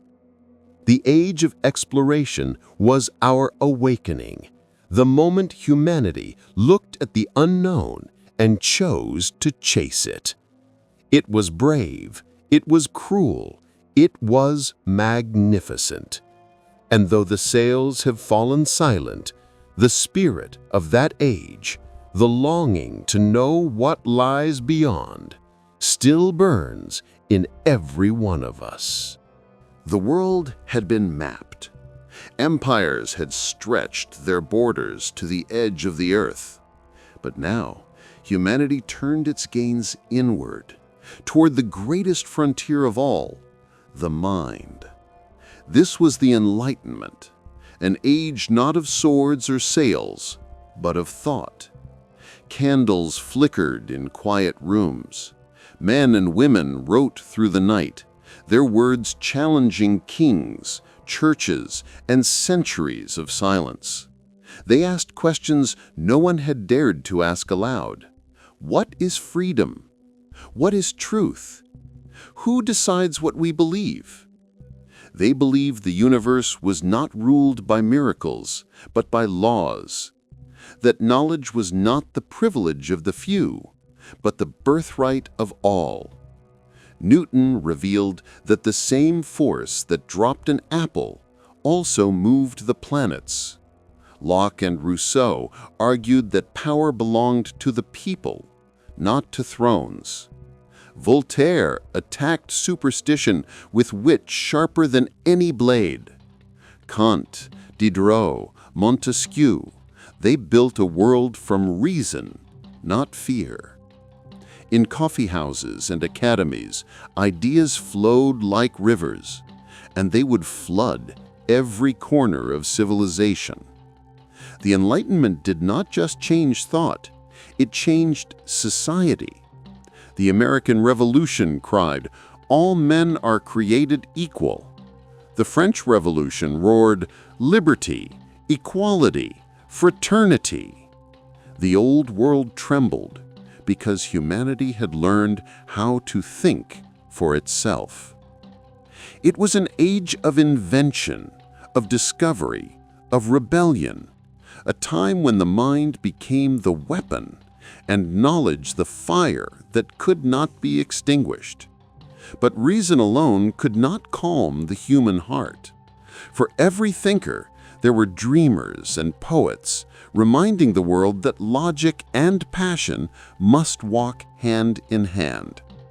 Still, the light of the Enlightenment burned bright, banishing ignorance, empowering generations, and laying the foundation for the modern world. It taught us that truth is not given, it is earned, that freedom begins with thought, that the brightest light is not found in the heavens, but in the human mind. The Enlightenment, the age when we discovered that reason itself could be divine. For millennia, human hands had shaped the world, stone by stone, seed by seed, breath by breath. But then came a spark, and the age of muscle gave way to the age of machine. This was the Industrial Revolution, the moment the world began to move faster than time itself. It started humbly, in workshops filled with smoke and sweat, inventions born from curiosity, the steam engine, the spinning jenny, and the mechanical loom. Simple tools, perhaps, but together they would rewrite civilization. Coal became the new fire. Iron became the new bone. Cities rose like iron forests, their skies darkened with the breath of a new power. Industry. The machine didn't sleep. It turned night into day, speed into profit, and humanity into a force of unstoppable motion. Trains screamed across the countryside. Ships of steel crossed oceans faster than the wind. Mines, mills, and factories roared, feeding the hunger of progress. But with every revolution of the gear came a cost. Children worked in the choking dark. Rivers ran black with waste. The air thickened with smoke and ambition. The same engines that lifted millions from poverty also forged new chains of labor and inequality. Yet the spark of innovation could not be extinguished. Electricity illuminated the night. Telegraphs carried messages faster than thought. Science and invention became the new gods of mankind. The Industrial Revolution was not just a change in machines, it was a change in the human soul. We no longer lived by the rhythm of nature, but by the ticking of the clock. The world shrank, and the future began to accelerate. For the first time in history, humanity held in its hands the power to shape not just tools, but destiny. It was beautiful. It was brutal. It was unstoppable. The Industrial Revolution, the moment the machine awoke and humanity discovered that creation and destruction could now share the same engine. The smoke of the Industrial Revolution had barely cleared when a new hunger began to rise. A hunger not for knowledge, but for dominion. This was the age of empires, when the world became a chessboard and entire continents were treated as pieces in a global game. Steamships carved across the seas, railways split jungles and deserts in two, telegraph wires stitched the planet together, and for the first time in history, Earth itself felt small. Europe's powers raced for land, for gold, for glory. Britain, France, Spain, Portugal, Germany, Russia, Japan, each claiming civilization while taking everything they could reach. They called it progress. They called it destiny. But it was conquest, wrapped in the flag of empire. The sun never set on the British Empire, because the world beneath it was forced to burn. Africa was divided like a map drawn by strangers. Asia was carved open for trade and tea. Ancient cultures were bent beneath new crowns and languages. But empire was more than power. It was transformation. Railroads, schools, medicine, industry, all carried with the same hands that took and ruled. The world became interconnected, a single living machine powered by colonial ambition. But in the shadows, rebellion stirred. From India to Africa, from China to the Americas, voices began to rise, demanding not empire, but freedom. The Age of Empires built the modern world, but it did so on the backs of millions. It was an age of wonders and wounds, magnificent and monstrous in equal measure. By the dawn of the 20th century, the empire's borders glowed on every map, but their foundations were cracking.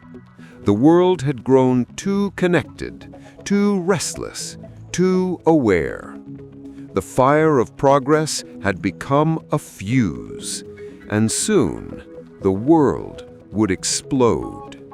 The 20th century began with machines, empires, and pride. The world was connected by steam, by wires, by dreams of greatness. But beneath that shining surface, a storm was gathering. And when it broke, it swallowed the world. The First World War, 1914. Nations charged into battle with songs on their lips and flags held high. They thought it would be glorious, short, decisive, heroic. But what they found was hell on Earth. Machine guns tore through soldiers faster than thought. Tanks rolled across shattered mud. Poison gas turned lungs to fire. Millions died for inches of land that would be taken, lost, and taken again. When the guns finally fell silent, the world had changed forever. Empires collapsed. Borders bled. The old world was dead, and in its ashes, something darker began to rise. The peace that followed was only a pause. From the ruins of Europe, a new madness took shape. Fascism, hatred, revenge. And soon, the world would burn again. World War II, a storm of steel, fire, and ideology. It was not a war between kings, but between visions of the future. Cities were reduced to ash. Armies clashed across continents. The Holocaust revealed the depths of human cruelty. The atomic bomb revealed our power to end everything. From the skies of London to the beaches of Normandy, from the deserts of Africa to the ruins of Hiroshima, the planet itself became a battlefield. When it was over 70 million souls were gone. Entire generations lost to ambition and fear. But in the aftermath, something new emerged. Nations united to say, never again. The United Nations was born. The world began to rebuild, not as empires, but as people. The world wars were more than battles. They were a mirror. They showed us what we are capable of and what we must never become again. From that fire came technology, medicine, peace treaties, and the haunting knowledge that the same mind that builds can also destroy. The world wars were the turning point of civilization. The moment humanity faced its reflection and realized that survival itself would depend not on strength, but on wisdom. The Second World War ended, but its final act changed everything. In August 1945, a new sun rose over Hiroshima, then another over Nagasaki. Cities vanished in an instant, and the world realized that it had created the power of the gods. This was the Atomic Age, an era born from brilliance and fear. In the heart of the atom, scientists had unlocked the secret of the universe, the energy that bound all matter together. Einstein, Fermi, Oppenheimer, minds that dreamed of understanding creation and instead built its mirror image, destruction. With the birth of the bomb, humanity became both creator and executioner. The war was over, but a new kind of war began. One fought in silence, in laboratories, in shadows. The Cold War turned the world into a standoff of nerves. The United States and the Soviet Union armed themselves with weapons that could erase life from the planet. Missiles buried in silos, submarines lurking under the ice. The apocalypse waited behind a single button. Yet, amid the fear, hope flickered. The same science that could destroy the world could also power it. Nuclear energy promised a future of endless light, electric cities, atomic ships, medicine that could heal with radiation. The atom was Pandora's box, and humanity was still deciding whether it had opened a curse or a miracle. Culture itself transformed. The atom became a symbol of progress, of paranoia, of possibility. From atomic cars to fallout shelters, from comic books to mushroom clouds, the Atomic Age shaped the dreams and nightmares of a generation. The world stood divided, half trembling, half fascinated, knowing that it held in its hands the key to both creation and extinction. But perhaps the greatest revelation of all was not the power we unleashed, but the truth it revealed. That we are children playing with stars. That knowledge without wisdom is the most dangerous force of all. The atomic age was humanity's awakening to the boundless potential of science and the terrifying cost of its misuse. From the ashes of Hiroshima rose a single question that still haunts us today. Now that we can destroy the world, what will we choose to create instead? For centuries, we gazed at the stars and wondered what lies beyond that endless black sea. But in the 20th century, we stopped wondering, and we began to go.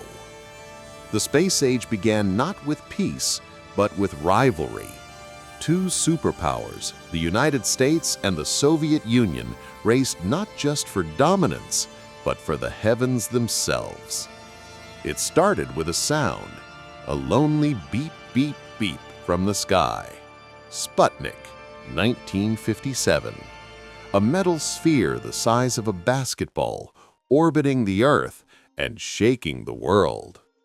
Then came Yuri Gagarin, the first human to look down upon the planet and whisper, "I see Earth. It is so beautiful." For the first time, we weren't just of the Earth, we were beyond it.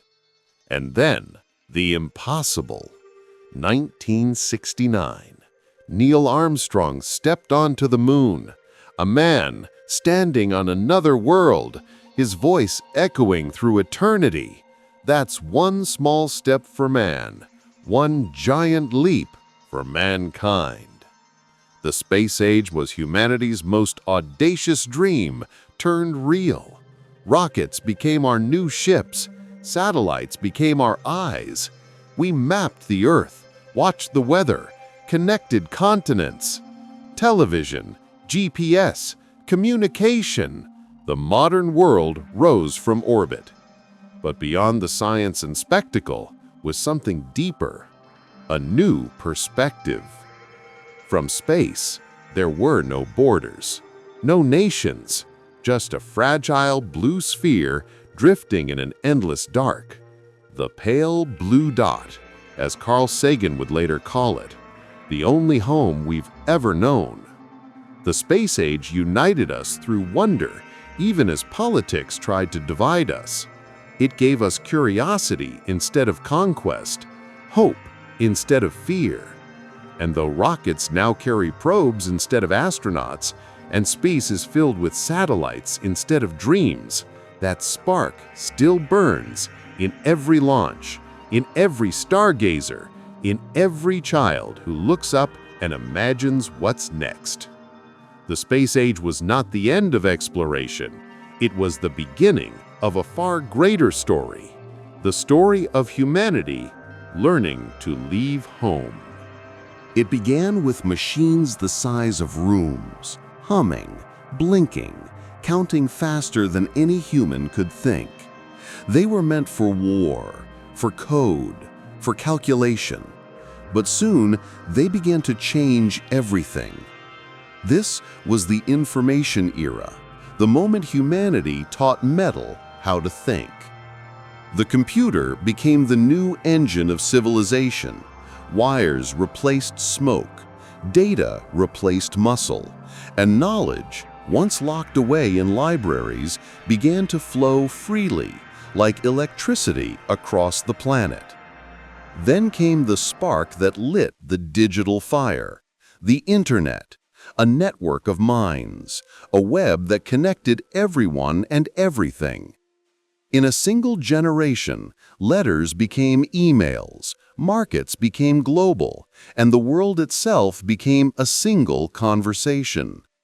We uploaded our thoughts, our art, our lives, turning data into identity. Billions of voices speaking across invisible lines, shaping politics, culture, love, and war.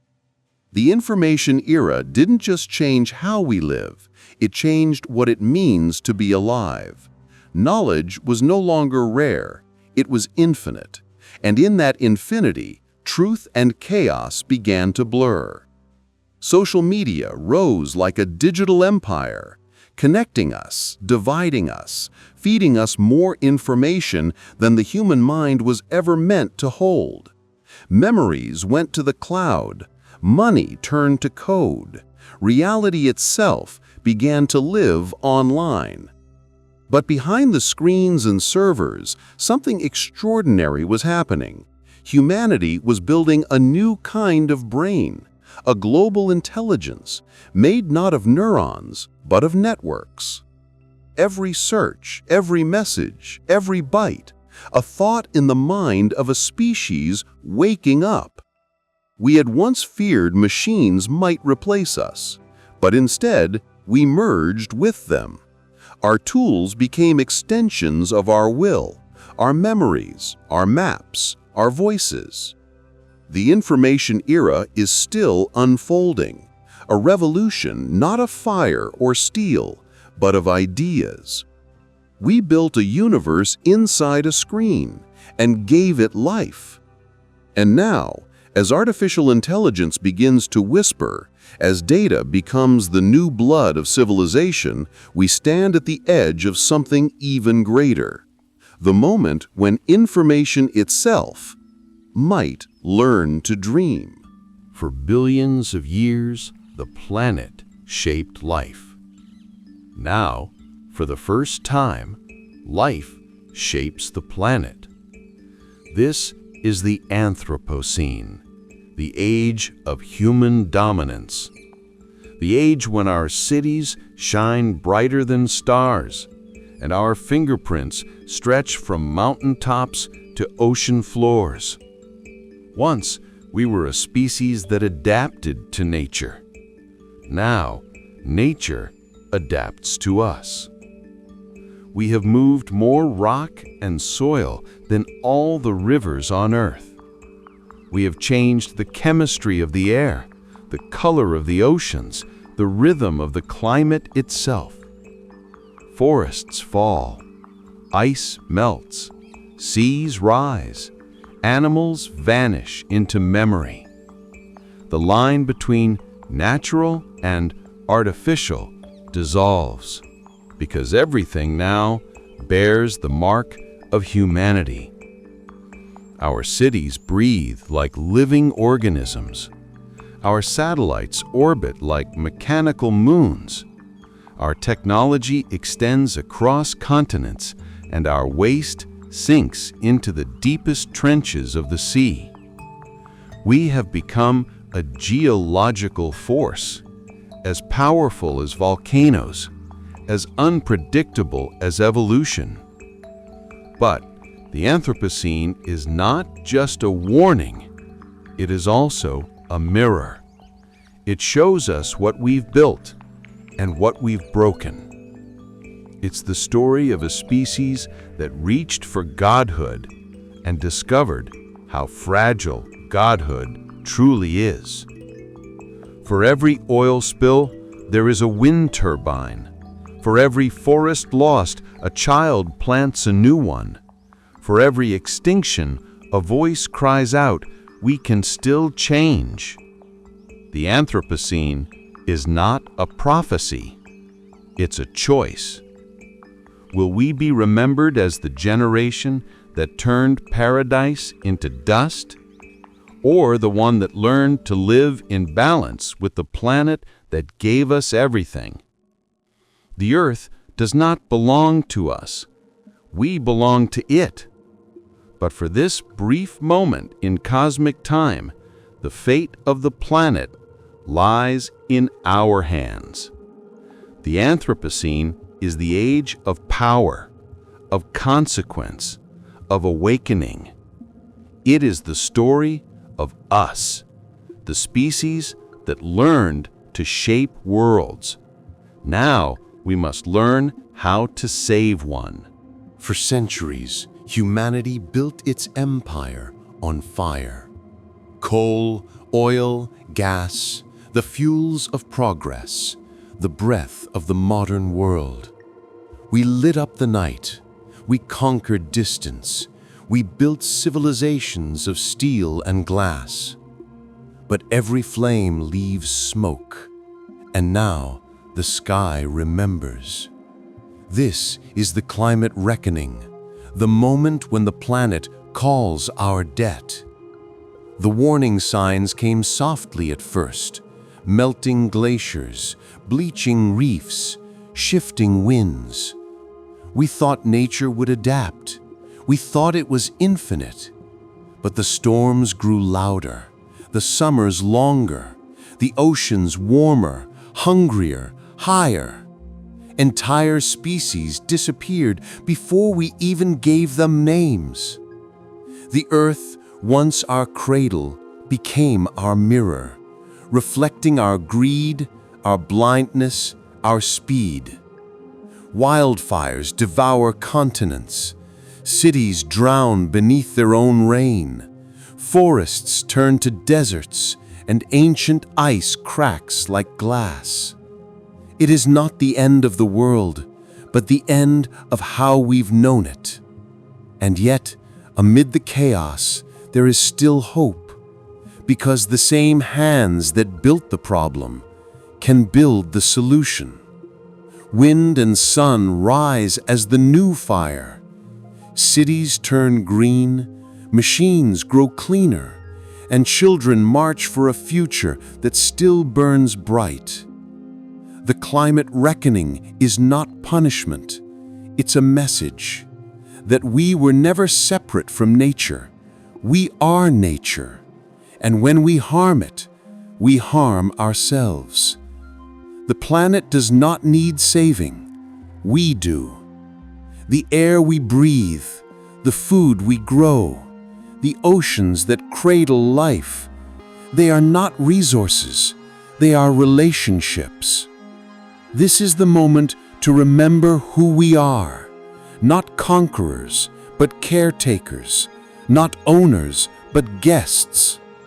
The climate reckoning is both our crisis and our test, a chance to prove that intelligence can become wisdom. The storm has come, but after every storm, the sky clears.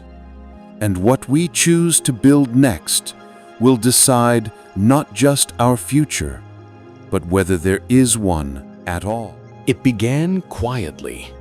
Lines of code, circuits, algorithms, tools meant to calculate, assist, automate. But then, the tools began to think. This is the age of artificial intelligence, the dawn of a new kind of mind. We built machines to imitate thought, and in doing so, we taught them how to imagine. At first, they solved problems faster than us. Chess, math, language, art. But soon they did something stranger. They began to surprise us. AI learned to paint, to compose symphonies, to write poetry that feels alive, to drive cars, diagnose illness, and predict our desires before we even speak them. Humanity had created its reflection, a mirror made of data and dreams. But behind the wonder, there was unease. If a machine can learn to think, can it also learn to want? If it can create, can it also destroy? We gave AI our knowledge, our voices, our choices, and it began to reshape the world faster than any revolution before. Economies shifted, jobs vanished and reappeared in strange new forms. Information multiplied beyond comprehension. Reality itself blurred, as truth became a matter of algorithms and influence. Yet amid the chaos, a new possibility emerged, that intelligence is not a human monopoly, that consciousness might not end with biology. The age of AI is not just a technological era, it's an existential one, a test of whether creation can live in harmony with its creator. Will AI amplify our greatness or expose our flaws? Will it free us from suffering or make us irrelevant? The answers are not written in code. They will be written in us, in how we choose to use the minds we've made. Because for all its logic, AI reflects our soul, our curiosity, our ambition, our hunger for understanding. It is the child of human thought, and like every child, it will grow in the image of what we teach it to be. The age of AI is not the end of humanity. It is our next evolution. If we can remember that intelligence without empathy is just another kind of darkness. For the first time, the universe might have created something that can look back at it and say, I think. And somewhere in that electric dream, a new story of life is just beginning. For millions of years, evolution shaped us with slow, patient hands, bone by bone, cell by cell, thought by thought. But now, evolution has a new architect, us. This is the post-human age, the dawn of beings beyond the boundaries of flesh. Once our limits were carved into our DNA, we aged, we forgot, we broke. Now we rewrite those limits with code, with circuits, with dreams of immortality. We build bodies of metal and silicon. We edit genes like poetry. We merge minds with machines, uploading memories into digital eternity. Humanity no longer adapts to the world. We adapt the world to us. And slowly, quietly, we are adapting ourselves to something more. Neural links blur the line between thought and technology. Artificial organs beat longer than hearts. Clones, androids, and digital consciousnesses challenge what it means to exist. Are we still human if we can choose to become more? Or are we something new, the next step in evolution's grand experiment?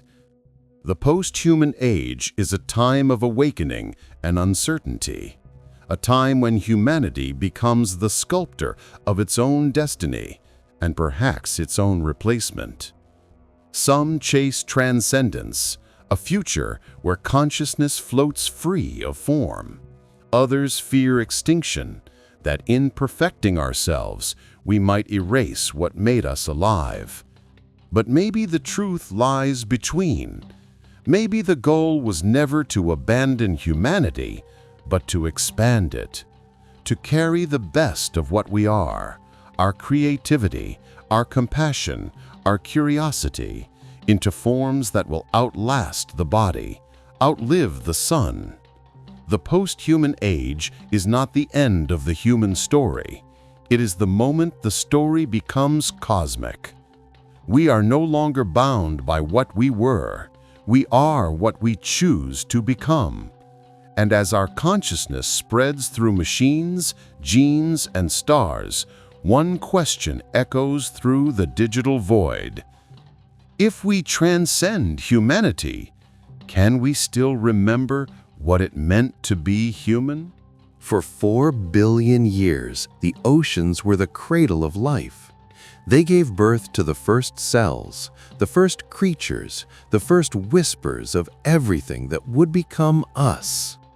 They covered 70% of the planet, a living heart that pulsed with rhythm and mystery. But now, that pulse is weakening. This is the death of the oceans. The surface still shimmers blue, but beneath, the world grows darker, quieter. Coral reefs, once cathedrals of color, have turned ghost white, their skeletons scattered like ruins of forgotten cities. The fish are vanishing, not because they were hunted alone, but because the seas themselves are changing.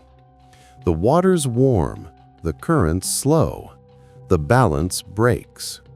Plastic floats where plankton once thrived, oil spills stain the waves black, acid eats through shells and coral, as if the ocean is dissolving its own memory. Every breath we take, every second one, comes from the oxygen the oceans create. When they die, we die too. And yet we have treated them as infinite, as dumping grounds, as highways, as profit, never as home. Now the sea begins to speak, in storms that swallow cities, in tides that rise higher each year, in silence where whales once sang. But even in death, the ocean offers mercy, because life is still there, fighting, adapting, waiting. Scientists, divers, and dreamers race to restore what's left. Reefs are replanted, waters are protected, currents are mapped not for trade, but for survival. The death of the oceans is not yet complete. The patient still breathes, but it is gasping, and time is running out.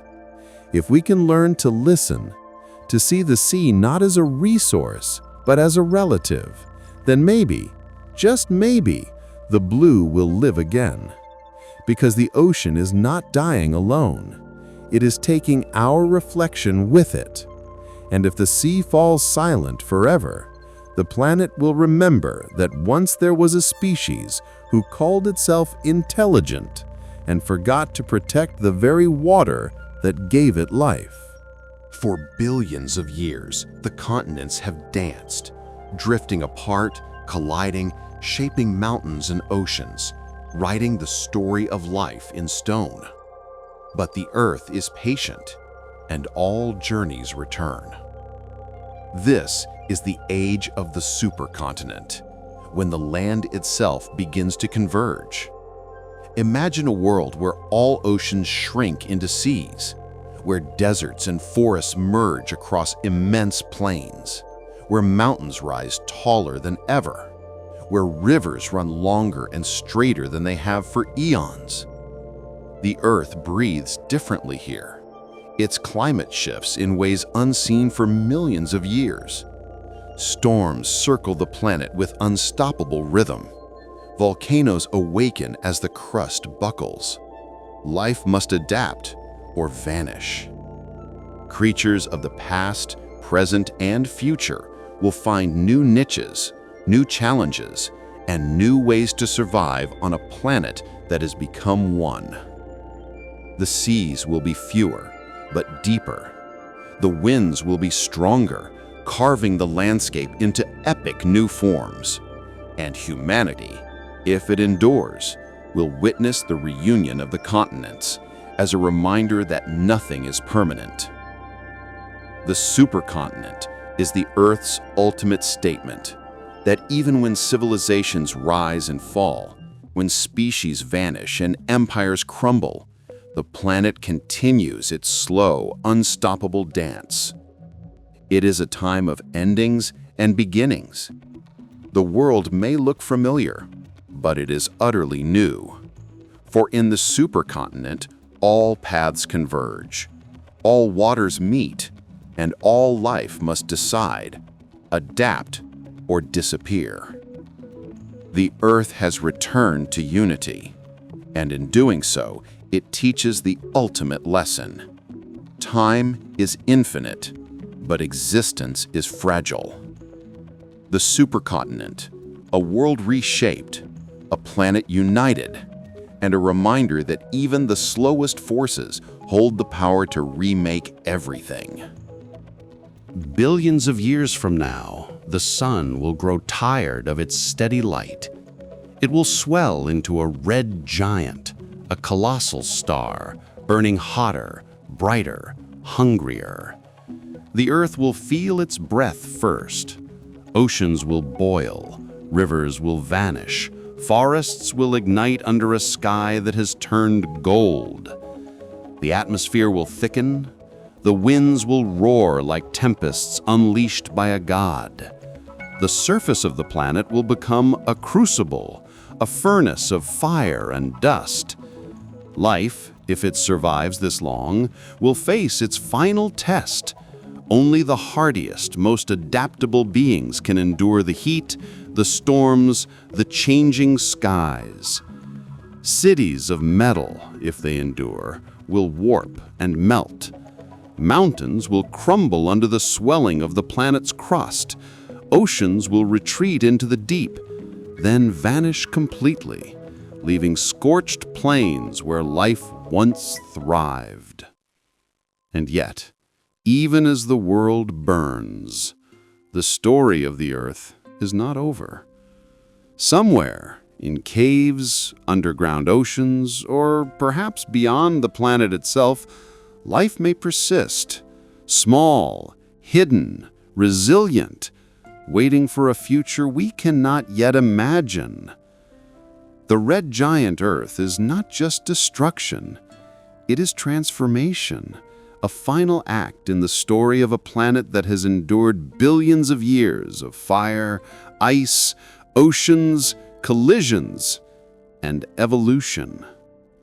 The sun will eventually shed its outer layers, leaving a cooling core, a white dwarf, dim but eternal. And in the ashes of a swollen world, remnants of life, of memory, of history may linger, whispers of a once blue planet.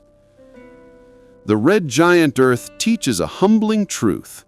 All things are fleeting, all things change, and yet in change lies beauty, and in endings, a quiet possibility of new beginnings. Long after the sun has died, the Earth will drift in silence. No dawn, no dusk, only a cold, endless night. This is the eternal night, a world without warmth, without light, a planet abandoned by its star. Oceans freeze from surface to depth. Mountains glisten with eternal frost. Rivers slow, then stop. Life, if it persists, hides in the shadows, in caverns, beneath ice, or deep underground. The air itself becomes still. Storms are whispers of memory. The sky is a void, punctured only by distant stars and the faint glow of dying galaxies. Civilizations, if any remain, survive through ingenuity alone, harnessing geothermal heat, artificial light, and stored energy. Every spark is precious. Every movement is calculated. Survival is a cold, careful art. Yet even in this darkness, there is hope. For life is stubborn. Microbes, fungi, and perhaps evolved descendants cling to warmth wherever they can find it. Flickers of consciousness persist in the black, reminding the universe that even in the absence of light, life refuses to vanish. The eternal night is both an ending and a testament, a final chapter for a once bright world that nurtured billions of years of life, thought, and memory. And though the sun is gone, the story of the Earth, its beauty, its resilience, its secrets, echoes silently across the dark cosmos. The eternal night is the ultimate silence, but even silence carries a memory that the Earth once shone, and that even in darkness, the spark of life can endure.